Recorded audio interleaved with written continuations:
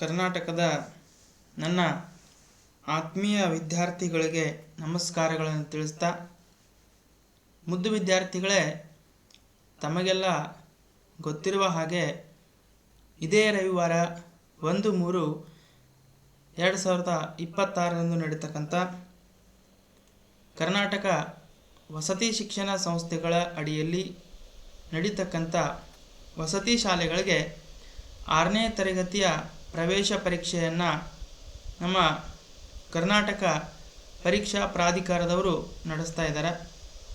ಅದಕ್ಕಾಗಿ ತಾವೆಲ್ಲ ಅತ್ಯಂತ ಉತ್ಸುಕತೆಯಿಂದ ತಯಾರಿಯನ್ನು ಮಾಡ್ತಾ ಇದ್ದೀರಿ ಅಂತ ಭಾವಿಸಿದ್ದೀನಿ. ಅದರ ಜೊತೆಗೆ ತಮಗೆಲ್ಲ ಗೊತ್ತಿರುವ ಹಾಗೆ ಆ ಒಂದು ಪರೀಕ್ಷೆಯಲ್ಲಿ ಯಾವ್ಯಾವ ವಿಷಯಗಳಿಗೆ ಎಷ್ಟೆಷ್ಟು ಅಂಕಗಳನ್ನು ನಿಗದಿಪಡಿಸಿದ್ದಾರೆ ಅಂತಕ್ಕಂಥ ಮಾಹಿತಿ ತಮಗೆ ಈಗಾಗಲೇ ಗೊತ್ತಿರತಕ್ಕಂಥ ವಿಚಾರ. ಆದ್ದರಿಂದ ನಾವು ಏನು ಮಾಡೋಣಪ್ಪ ಅಂತಂದ್ರೆ ಆ ಒಂದು ಪ್ರಶ್ನೆ ಪತ್ರಿಕೆಯ ಸ್ವರೂಪ ಯಾವ ರೀತಿ ಇರ್ತದೆ ಅಂತಕ್ಕಂಥ ಮಾಹಿತಿ ಕೂಡ ತಮಗೆ ಈಗಾಗಲೇ ಶಾಲೆಗಳಲ್ಲಿ ನಮ್ಮ ಶಿಕ್ಷಕ ಮಿತ್ರರು ತಿಳಿಸಿಕೊಟ್ಟಿರ್ತಾರೆ. ಅದರ ಹಿನ್ನೆಲೆಯಲ್ಲಿ ಪ್ರತಿ ವಿಷಯಕ್ಕೆ ಏನು ಮಾಡಿದಾರಪ್ಪ ಅಂತಂದ್ರೆ 20 ಅಂಕಗಳನ್ನು ಅವರು ನಿಗದಿಪಡಿಸಿದ್ದಾರೆ. ಕನ್ನಡ ವಿಷಯಕ್ಕೆ 20 ಅಂಕ, ಇಂಗ್ಲೀಷ್ ಭಾಷೆಯ ವಿಷಯಕ್ಕೆ 20 ಅಂಕ, ಗಣಿತಕ್ಕೆ 20 ಅಂಕ, ಪರಿಸರ ಅಧ್ಯಯನ ವಿಷಯಕ್ಕೆ 20 ಅಂಕ, ಆಮೇಲೆ ಸಾಮಾನ್ಯ ಜ್ಞಾನ ವಿಷಯಕ್ಕೆ 20 ಅಂಕ, ಸಮಾಜ ವಿಜ್ಞಾನ ವಿಷಯಕ್ಕೆ 20 ಅಂಕ ಪ್ರಶ್ನೆಗಳನ್ನು ಅವರು ಅಂಕಗಳನ್ನು ನಿಗದಿಪಡಿಸಿದ್ದಾರೆ. ಹಾಗಾದ್ರೆ ಕನ್ನಡ ವಿಷಯ ನಾವೆಲ್ಲ ಪ್ರಥಮ ಭಾಷೆಯಾಗಿ ಅಧ್ಯಯನ ಮಾಡ್ತಾ ಇದ್ದೀವಿ. ಅದಕ್ಕಾಗಿ ಈ ವಿಷಯದಲ್ಲಿ ಏನು ಮಾಡ್ಬೋದಪ್ಪ ಅಂತಂದ್ರೆ ಅತಿ ಹೆಚ್ಚಿನ ಅಂಕಗಳನ್ನು, ಅಂದರೆ ನಾವಿಲ್ಲಿ 20 ಅಂಕಗಳನ್ನು ಕೂಡ ನಾವು ತೆಗಿಬಹುದು. ಕನಿಷ್ಠ ಅಂದರೂ 18ರಿಂದ 19 ಅಂಕಗಳನ್ನು ಕೂಡ ನಾವು ಈ ಕನ್ನಡ ವಿಷಯದಲ್ಲಿ ತೆಗಿಬಹುದು. ಅಂಥ ಒಂದು ವಿಷಯ ನಮ್ಮ ಕನ್ನಡ ವಿಷಯ ಆಗಿರೋದ್ರಿಂದ ನಾನು ಇವತ್ತಿನ ತರಗತಿಯಲ್ಲಿ ಏನು ಮಾಡ್ತೀನಪ್ಪ ಅಂತಂದ್ರೆ ಕನ್ನಡ ವಿಷಯಕ್ಕೆ ಸಂಬಂಧಪಟ್ಟಂಥ ಕೆಲವೊಂದಿಷ್ಟು ಮಾದರಿ ಪ್ರಶ್ನೆ ಪತ್ರಿಕೆಗಳನ್ನು ನಾನು ತಮ್ಮ ಮುಂದೆ ಚರ್ಚೆ ಮಾಡ್ಕೋತಾ ಹೋಗ್ತೀನಿ. ಯಾಕಂತಂದ್ರೆ ಇವೇ ಪ್ರಶ್ನೆಗಳು ರಿಪೀಟ್ ಆಗಿರೋದ್ರಿಂದ ತಮಗೇನಾಗತ್ತಪ್ಪ ಅಂತಂದ್ರೆ ಕೊನೆಯ ಅವಧಿಯಲ್ಲಿ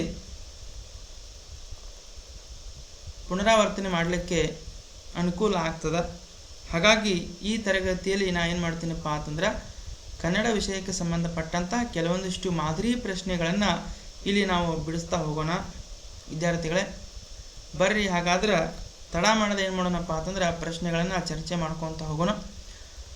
ಇಲ್ಲ, ಮೊದಲನೇ ಪ್ರಶ್ನೆ ಏನೈತೆ ನೋಡೋಣ ಅಂತಂದ್ರೆ, ಮೊದಲನೇ ಪ್ರಶ್ನೆ, ಕನ್ನಡದಲ್ಲಿ ಒಟ್ಟು ಮೂಲಾಕ್ಷರಗಳು ಎಷ್ಟು ಅಂತ ಕೇಳಕತ್ತಾರ.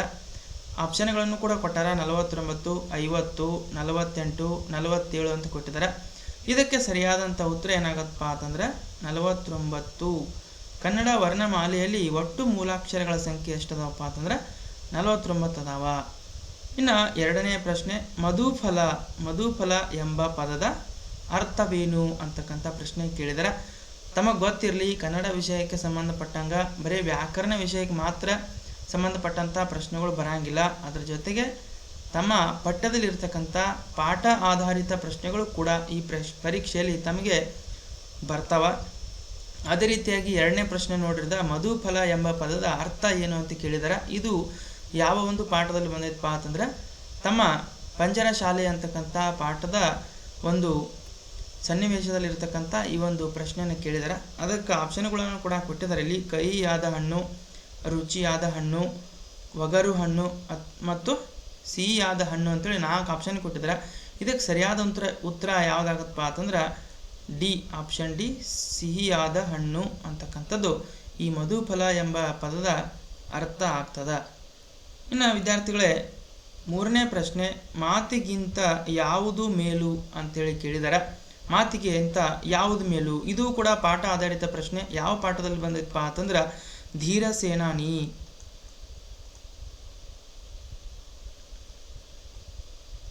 ಸೇನಾನಿ ಅಂತಕ್ಕಂಥ ಪಾಠದಲ್ಲಿ ಬಂದಿರತಕ್ಕಂಥ ಈ ಒಂದು ವಾಕ್ಯ ನಾವು ಆ ಒಂದು ಪಾಠದಲ್ಲಿ ನೋಡ್ತಾ ಬರ್ತೀವಿ. ಅದೇ ವಾಕ್ಯವನ್ನು ಇಲ್ಲಿ ಪ್ರಶ್ನೆಯಾಗಿ ಅವ್ರು ಏನು ಮಾಡಿದಾರೆ ಅಂತ ನಿಮ್ಗೆ ಕೇಳಿದ್ದಾರೆ. ಮಾತಿಗಿಂತ ಯಾವುದು ಮೇಲು ಅಂತ ಕೇಳಿದ್ದಾರೆ. ಆಪ್ಷನ್ ಎ ಶ್ರುತಿ, ಮಿತಿ, ಕೃತಿ ಮತ್ತು ಅತಿ ಅಂತೇಳಿ 4 ಆಯ್ಕೆಗಳನ್ನು ಕೊಟ್ಟಿದ್ದಾರೆ. ಇದಕ್ಕೆ ಸರಿಯಾದಂಥ ಉತ್ತರ ಯಾವುದಾಗತ್ತಪ್ಪ ಅಂತಂದ್ರೆ ಕೃತಿ ಅಂತಕ್ಕಂಥದ್ದು ಆಗುತ್ತಾ.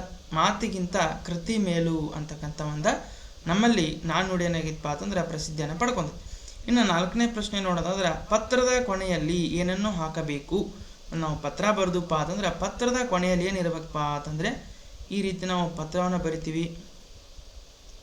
ಇಲ್ಲಿ ಇಂದ ಬರಿತೀವಿ, ಇಲ್ಲಿ ಯಾರಿಗೆ ಬರೆಯತ್ತೋ ಅವ್ರ ಹೆಸರು ಬರಿತೀವಿ, ಆಮೇಲೆ ಮಾನ್ಯರೇ ವಿಷಯ ಬರಿತೀವಿ. ಅದರ ನಂತರ ನಾವು ಏನೇನು ಬರಿಬೇಕಾಗಿರ್ತದ ಆ ಒಂದು ವಿಷಯವನ್ನು ಇಲ್ಲಿ ಪ್ರಸ್ತಾಪ ಮಾಡ್ತೀವಿ. ಕೊನೆಗೆ ಧನ್ಯವಾದಗಳೊಂದಿಗೆ ಅಂತೇಳಿ ಸಂಬೋಧಿಸ್ತೀವಿ.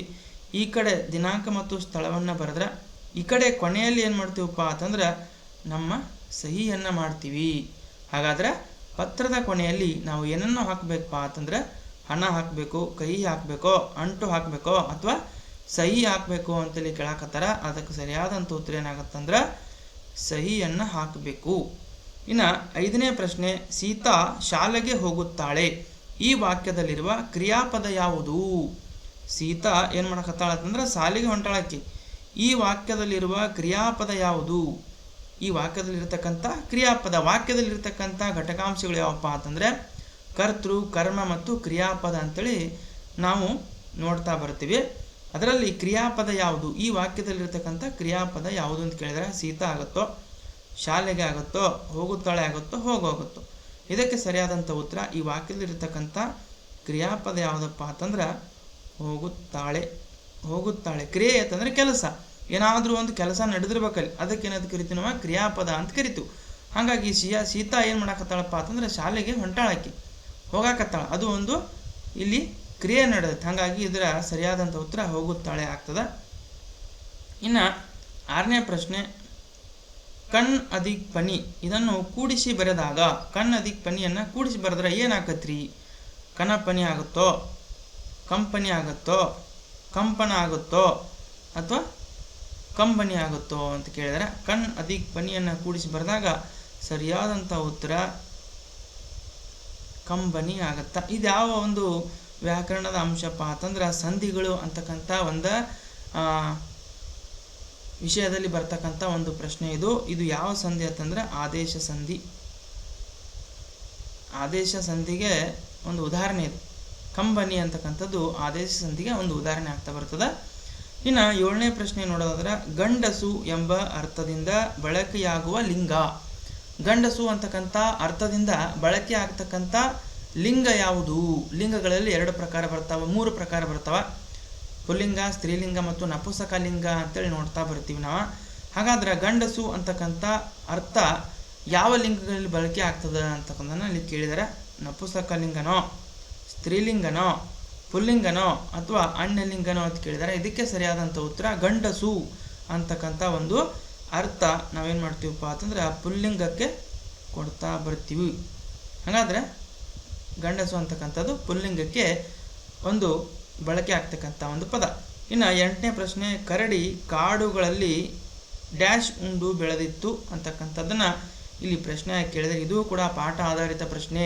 ನಿಮ್ಮ ಪಾಠದಲ್ಲಿ ಬಂದಿರತಕ್ಕಂಥ ವಾಕ್ಯ ಕರಡಿ ಕುಣಿತ ಅಂತಕ್ಕಂಥ ಪಾಠದಲ್ಲಿ ಈ ಒಂದು ಪ್ರಶ್ನೆ ಬಂದಿರ್ತದೆ. ಕರಡಿ ಕಾಡುಗಳಲ್ಲಿ ಏನು ಉಂಡು ಬೆಳೆದಿತ್ತು? ಹಲಸು ಉಂಡು ಬೆಳೆದಿತ್ತೋ, ಮಾವನ್ನು ತಿಂದು ಬೆಳೆದಿತ್ತೋ, ಜೇನು ಉಂಡು ಬೆಳೆದಿತ್ತೋ ಅಥವಾ ಪೇರಲವನ್ನು ತಿಂದು ಬೆಳೆದಿತ್ತು? ಇದಕ್ಕೆ ಸರಿಯಾದಂಥ ಉತ್ತರ ತಮಗೆಲ್ಲ ಗೊತ್ತಿರೋ ಹಾಗೆ ಕರಡಿ ಏನು ಮಾಡಿತ್ತಪ್ಪ ಅಂತಂದ್ರೆ ಜೇನು ಉಂಡು ಬೆಳೆದಿತ್ತು. ಕಾಡಿನಲ್ಲಿ ಹೇರಳವಾಗಿ ಸಿಗ್ತಕ್ಕಂಥ ಜೇನನ್ನು ಉಂಡು ಏನಾಗಿತ್ತಪ್ಪ ಅಂತಂದ್ರೆ ಕರಡಿ ಬೆಳೆದಿತ್ತು. ಇನ್ನು 9ನೇ ಪ್ರಶ್ನೆ, ಅ, ಮ, ಬ, ಪ, ಶ ಇವುಗಳಲ್ಲಿ ಯಾವುದು ಸ್ವತಂತ್ರವಾಗಿ ಉಚ್ಚರಿಸುವ ಅಕ್ಷರವಾಗಿದೆ? ಈ ಕೆಲವೊಂದಿಷ್ಟು ಅಕ್ಷರಗಳನ್ನು ಕೊಟ್ಟಾರ. ಆ ಅಕ್ಷರಗಳಲ್ಲಿ ಯಾವ ಅಕ್ಷರ ಸ್ವತಂತ್ರವಾಗಿ ಉಚ್ಚಾರ ಆಗ್ತಕ್ಕಂಥ ಅಕ್ಷರ ಆಗೈತಿ ಅಂತ ಕೇಳಾಕತ್ತಾರ ಅವರು. ಇಲ್ಲಿ ಆಪ್ಷನ್ಗಳು ಕೊಟ್ಟಾರ. ಮನೋ, ಬ ಆಗುತ್ತೋ, ಶ ಆಗುತ್ತೋ ಅಥವಾ ಅ ಆಗುತ್ತೋ ಅಂತ ಕೇಳಾಕತ್ತಾರ.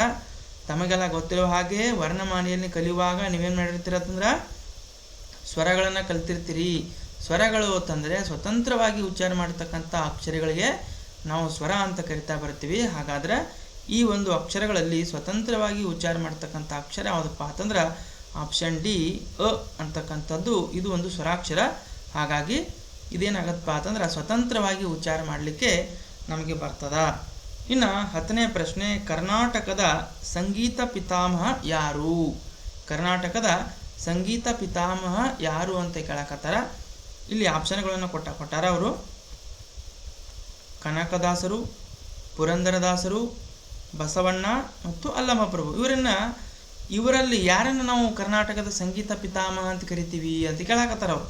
ಇದಕ್ಕೆ ಸರಿಯಾದಂಥ ಉತ್ತರ ತಮಗೆಲ್ಲ ಗೊತ್ತಿರುವ ಹಾಗೆ ಪುರಂದರದಾಸರನ್ನ ಏನಂತ ಕರಿತೀವಪ್ಪ ಅಂತಂದ್ರೆ ನಾವು ಕರ್ನಾಟಕದ ಸಂಗೀತ ಪಿತಾಮಹ ಅಂತೇಳಿ ಕರಿತೀವಿ. ಇನ್ನು 11ನೇ ಪ್ರಶ್ನೆ, ಈ ಗಾದೆಯನ್ನು ಪೂರ್ಣಗೊಳಿಸಿರಿ ಅಂತ ಕೇಳಿದಾರೆ. ಕೋಪದಿಂದ ಕೊಯ್ದ ಮೂಗು ಡ್ಯಾಶ್. ಗಾದೆ ಮಾತಿನ ಒಂದು ಭಾಗವನ್ನು ಕೊಟ್ಟು ಮತ್ತೊಂದು ಅದರ ಅರ್ಧ ಭಾಗವನ್ನು ನಿಮಗೆ ತುಂಬಲಿಕ್ಕೆ ಹೇಳ್ತಾರೆ. ಅದೇ ರೀತಿಯಾಗಿರ್ತಕ್ಕಂಥ ಒಂದು ಪ್ರಶ್ನೆಯಲ್ಲಿ ಬಂದದ. ಕೋಪದಿಂದ ಕೊಯ್ದ ಮೂಗು ಅರ್ಧ ಭಾಗ, ಇನ್ನು ಅರ್ಧ ಭಾಗವನ್ನು ಇಲ್ಲಿ ಕೆಳಗೆ ಕೊಟ್ಟಿದ್ದಾರೆ. ಯಾವುದನ್ನು ಸರಿಯಾದಂಥ ಒಂದು ಅರ್ಧ ಭಾಗವನ್ನು ಇಲ್ಲಿ ಆರಿಸಿ ನೀವೇನು ಮಾಡಬೇಕಾಗಿದೆ ಅಂದರೆ ತುಂಬಬೇಕಾಗಿದೆ. ಇಲ್ಲಿ ಆಪ್ಷನ್ಗಳು ಕೊಟ್ಟಾರೆ. ಮತ್ತೆ ಚಿಗುರಿತೆ, ಮತ್ತೆ ಬಂದೀತೆ, ಮರಳಿ ಬಂದೀತೆ, ಮರಳಿ ಚಿಗುರಿತೆ. ಯಾವುದಾಗತ್ತಪ್ಪ ಇದಕ್ಕೆ ಸರಿಯಾದಂಥ ಉತ್ತರ ಅಂತಂದ್ರೆ ಕೋಪದಿಂದ ಕೊಯ್ದ ಮೂಗು ಮರಳಿ ಬಂದಿತ್ತೆ.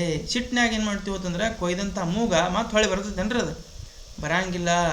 ಹಾಗಾಗಿ ನಮ್ಮ ಹಿರಿಯರು ಏನು ಹೇಳ್ತಾರಪ್ಪ ಅಂತಂದ್ರೆ ಸಿಟ್ಟಿನೊಳಗೆ ಬುದ್ಧಿಯನ್ನು ಕೊಡಬಾರ್ದು. ಕೋಪದಲ್ಲಿದ್ದಾಗ ಯಾವುದೇ ರೀತಿಯಾಗಿರ್ತಕ್ಕಂಥ ಕೆಲಸಗಳನ್ನು ಮಾಡಬಾರ್ದು ಅಂತೆ ಈ ಒಂದು ಗಾದೆ ಮಾತಿನ ಅರ್ಥ ಆಗುತ್ತೆ. ಹಾಗಾದ್ರೆ ಇದಕ್ಕೆ ಸರಿಯಾದಂಥ ಉತ್ತರ ಯಾವುದಾಗತ್ತಪ್ಪ ಅಂತಂದ್ರೆ ಮರಳಿ ಬಂದೀತೆ. ಆಪ್ಷನ್ ಸಿ, ಮರಳಿ ಬಂದೀತೆ. ಇನ್ನು 12ನೇ ಪ್ರಶ್ನೆ, ಕಾವ್ಯಾನಂದ ಎಂದು ಕರೆಯುವ ಸಾಹಿತಿ ಯಾರು? ಕಾವ್ಯಾನಂದ ಅಂಥೇಳಿ ಕರಿತಕ್ಕಂಥ ಸಾಹಿತಿ ಯಾರು? ಈ ಕಾವ್ಯಾನಂದ ಅಂತಕ್ಕಂಥ ಕಾವ್ಯನಾಮ ಹೊಂದಿರತಕ್ಕಂಥ ಕವಿ, ಲೇಖಕ ಅಂತ ಕರಿತೀವಿ, ಸಾಹಿತಿ ಅಂತ ಕರಿತೀವಿ. ಯಾರು ಅಂತ ಕೇಳಿದಾರ. BM ಶ್ರೀಕಂಠಯ್ಯನವ್ರನ್ನ ಕರಿತೀವೋ, ನಮ್ಮ ಕುವೆಂಪುವನ್ನು ಕರಿತೀವೋ, ಸಿದ್ದಯ್ಯ ಪುರಾಣಿಕ ಅವ್ರನ್ನ ಕರಿತೀವೋ, ಅಥವಾ ತೀನಂ ಶ್ರೀಕಂಠಯ್ಯನವ್ರನ್ನ ಕರಿತೀವೋ? ಯಾರನ್ನ ಕರಿತೀವಿ ಅಂತ ಕೇಳಕತ್ತಾರ. ವಿದ್ಯಾರ್ಥಿಗಳೇ, ಇದು ಕೂಡ ತಮ್ಮ ಪಠ್ಯದಲ್ಲಿರ್ತಕ್ಕಂಥ ಒಂದು ಪ್ರಶ್ನೆ. ಯಾವುದು, ಯಾವ ಪಾಠ ಬರ್ದಾರ ಇವರು, ಯಾವ ಪದ್ಯವನ್ನು ಬರ್ದಾರಪ್ಪ ಅಂತಂದ್ರೆ ತಮಗೆ ಈಗ ಮೂಡಲ ಮನೆ ಅಂತಕ್ಕಂಥ ಒಂದು ಪದ್ಯವನ್ನು ಯಾರು ಬರ್ದಾರಪ್ಪ ಅಂತಂದ್ರೆ ಈ ಕಾವ್ಯಾನಂದವರು ಬರ್ದಾರ. ಹೌದಾ? ಈ ಮೂಡಲ ಮನೆ ಪದ್ಯವನ್ನು ಬರೆದಿರ್ತಕ್ಕಂಥ ಕವಿ ಯಾರಪ್ಪ ಅಂತಂದ್ರೆ ಆಪ್ಷನ್ ಬಿ, ಸಿದ್ದಯ್ಯ ಪುರಾಣಿಕ. ಸಿದ್ದಯ್ಯ ಪುರಾಣಿಕ ಅವರ ಕಾವ್ಯನಾಮ ಯಾವುದಪ್ಪ ಅಂತಂದ್ರೆ ಈ ಕಾವ್ಯಾನಂದ ಅಂಥೇಳಿ ಅವರನ್ನು ನಾವು ಕರಿತಾ ಬರ್ತೀವಿ. ಇನ್ನು 13ನೇ ಪ್ರಶ್ನೆ, ಬಾದಾಮಿಯಲ್ಲಿ ಆಳ್ವಿಕೆಯನ್ನು ನಡೆಸಿದವರು ಯಾರು? ಕರ್ನಾಟಕವನ್ನು ಆಳಿರ್ತಕ್ಕಂಥ ಕೆಲವೊಂದಿಷ್ಟು ರಾಜಮನೆತನಗಳನ್ನು ಏನು ಮಾಡಿದಾರಪ್ಪ ಅಂತಂದ್ರೆ ಯಾವ ಪಾಠದಲ್ಲಿ ಅದನ್ನು ಚರ್ಚೆ ಮಾಡಿದಾರೆ ಅಂತಂದ್ರೆ ಭುವನೇಶ್ವರಿ. ಯಾವ ಪಾಠ?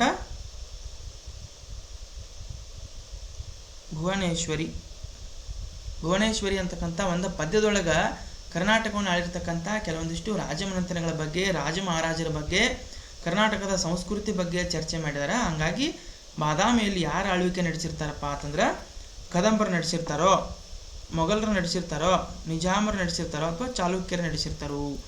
ಯಾರು ನಡೆಸಿರ್ತಾರಂತ ಅವ್ರು ಕೇಳಕತ್ತಾರೆ. ಇದಕ್ಕೆ ಸರಿಯಾದಂಥ ಉತ್ತರ ಆಪ್ಷನ್ ಡಿ, ಚಾಲುಕ್ಯರು. ಬಾದಾಮಿಯಲ್ಲಿ ಚಾಲುಕ್ಯರು ಏನು ಮಾಡಿರ್ತಾರಪ್ಪ ಅಂತಂದ್ರೆ ಆಳ್ವಿಕೆಯನ್ನು ನಡೆಸಿರ್ತಾರೆ. ಅದಕ್ಕಾಗಿ ಸರಿಯಾದಂಥ ಉತ್ತರ ಚಾಲುಕ್ಯರು.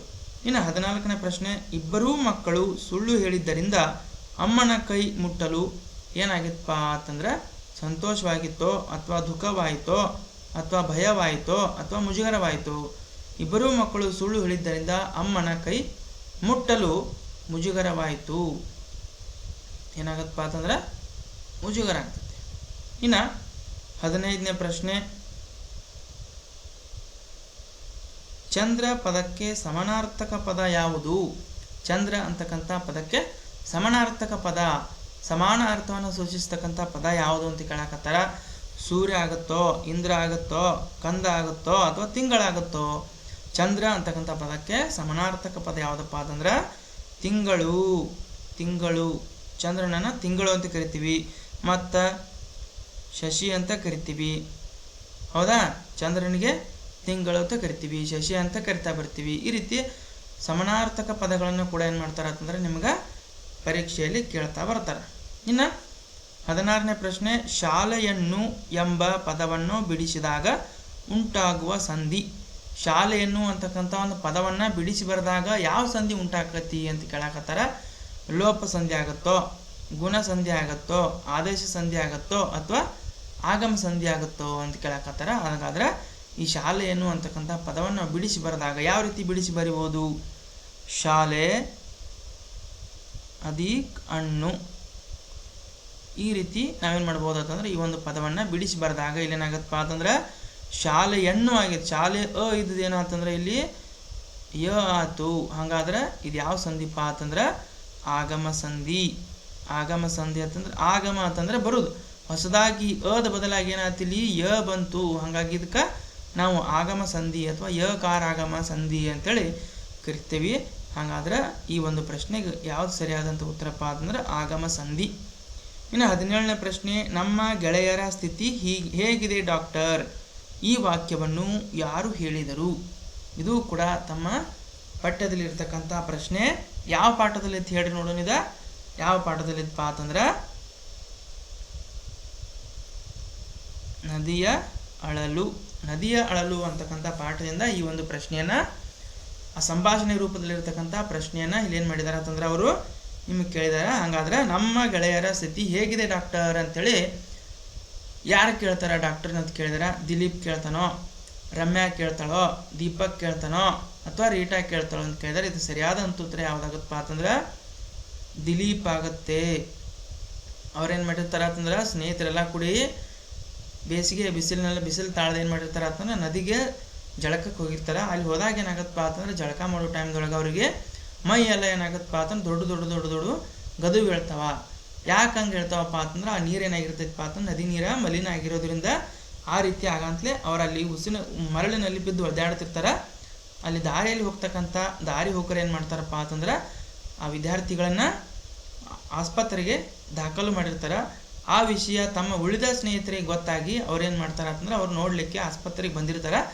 ಆ ಸಮಯದಲ್ಲಿ ದಿಲೀಪ್ ಇದ್ದ ಏನು ಮಾಡ್ತಾನಪ್ಪ ಅಂತಂದ್ರೆ ಡಾಕ್ಟ್ರ ನಮ್ಮ ಗೆಳೆಯರ ಸ್ಥಿತಿ ಈಗ ಹೆಂಗೈತ್ರಿ ಅಂತೇಳಿ ಅವ್ರನ್ನ ಪ್ರಶ್ನೆ ಮಾಡಿದಾನ. ಅದೇ ಒಂದು ಸಂಭಾಷಣೆಯನ್ನು ಇಲ್ಲಿ ನಿಮಗೇನು ಮಾಡಿದಾರೆ ಅಂತಂದ್ರೆ ಅವರು ಪ್ರಶ್ನೆಯನ್ನು ಕೇಳಿದ್ದಾರೆ. ಇನ್ನು 18ನೇ ಪ್ರಶ್ನೆ, ಮೂಢನಂಬಿಕೆಗೆ ಯಾವುದು ಬಲಿಯಾಗಿತ್ತು? ಇದು ಕೂಡ ತಮ್ಮ ಪಾಠದಲ್ಲಿ ಬಂದಿರತಕ್ಕಂಥ ಪ್ರಶ್ನೆ. ಯಾವ ಪಾಠದಲ್ಲಿ ಬಂದೈತಪ್ಪ ಅಂತಂದ್ರೆ ನಾನು ಮತ್ತು ಹುಂಚಿ ಮರ ಅಂತಕ್ಕಂಥ ಪಾಠದಲ್ಲಿ ಈ ಒಂದು ವಾಕ್ಯ ಬರ್ತದೆ. ಮಾವಿನ ಮರ ಬಲಿಯಾಗಿತ್ತೋ, ಬೇವಿನ ಮರ ಬಲಿಯಾಗಿತ್ತೋ, ತೆಂಗಿನ ಮರ ಬಲಿಯಾಗಿತ್ತೋ, ಅಥವಾ ಹುಣಸೆ ಮರ ಬಲಿಯಾಗಿತ್ತೋ? ಸರಿಯಾದಂಥ ಉತ್ತರ ಯಾವುದಾಗತ್ತೆ ರೀ ಇದಕ್ಕೆ? ಹುಣಸೆ ಮರ ಏನಾಗಿತ್ತಪ್ಪ ಅಂತಂದ್ರೆ ನಮ್ಮ ಮೂಢನಂಬಿಕೆ ಬಲಿಯಾಗಿರ್ತಕ್ಕಂಥ ಮರ ಆಗಿತ್ತು. ಏನಾಗಿರ್ತೈತಪ್ಪ ಅಂತಂದ್ರೆ ನಮ್ಗೆ ಈಗಲೂ ಕೂಡ ನಮ್ಮ ಹಳ್ಳಿಯಲ್ಲಿ ಹೇಳ್ತಿರ್ತಾರ, ಹುಣಸಿ ಗಿಡದಾಗ ಏನಿರ್ತೈತಪ್ಪ ಅಂತಂದ್ರೆ ದೆವ್ವ ಇರ್ತೈತಿ ಅಂತೇಳಿ ಮೂಢನಂಬಿಕೆ ಅದೇನೋ ನಂಬ್ಕೊಂಡು ಬಂದಿರ್ತಾರ. ಅಂಥ ಮೂಢನಂಬಿಕೆಯಿಂದಾಗಿ ಏನಾಗಿತ್ತಪ್ಪ ಅಂತಂದ್ರೆ ಹುಣಸೆ ಮರ ಬಲಿಯಾಗಿತ್ತು. ಇನ್ನು 19ನೇ ಪ್ರಶ್ನೆ, ರಾಮನು ಇದು ಯಾವ ವಿಭಕ್ತಿಗೆ ಉದಾಹರಣೆ? ವಿಭಕ್ತಿ ಮತ್ತು ವಿಭಕ್ತಿ ಪ್ರತ್ಯಯಗಳ ಬಗ್ಗೆ ತಮಗೆಲ್ಲ ಗೊತ್ತೈತಿ. ಹಾಗಾದ್ರೆ ರಾಮನು ಅಂತಕ್ಕಂಥದ್ದು ಈ ಪದ ಯಾವ ವಿಭಕ್ತಿಗೆ ಉದಾಹರಣೆ ಅಂತ ಕೇಳಿದರೆ ಸಪ್ತಮಿ ವಿಭಕ್ತಿಗೆ ಉದಾಹರಣೆ ಆಗುತ್ತೋ, ಚತುರ್ಥಿ ವಿಭಕ್ತಿಗೆ ಉದಾಹರಣೆ ಆಗುತ್ತೋ, ಪ್ರಥಮ ವಿಭಕ್ತಿಗೆ ಉದಾಹರಣೆ ಆಗುತ್ತೋ, ಅಥವಾ ದ್ವಿತೀಯ ವಿಭಕ್ತಿಗೆ ಉದಾಹರಣೆ ಆಗುತ್ತೋ? ರಾಮನು ಅಂತಕ್ಕಂಥ ಒಂದು ಇಲ್ಲಿ ಪ್ರತ್ಯಯ ಬರೋದ್ರಿಂದ ಹಾಗಾಗಿ ಇದು ಯಾವ ಒಂದು ವಿಭಕ್ತಿ ಪ್ರತ್ಯಯ ಆಗತ್ತಪ್ಪ ಅಂತಂದ್ರೆ ಪ್ರಥಮ ವಿಭಕ್ತಿಯಾಗಿ ಈ ಒಂದು ರಾಮನು ಅಂತಕ್ಕಂಥದ್ದನ್ನು ನಾವು ಬಳಸ್ತೀವಿ. ಇದಕ್ಕೆ ಸರಿಯಾದಂಥ ಉತ್ತರ ಪ್ರಥಮ ವಿಭಕ್ತಿ.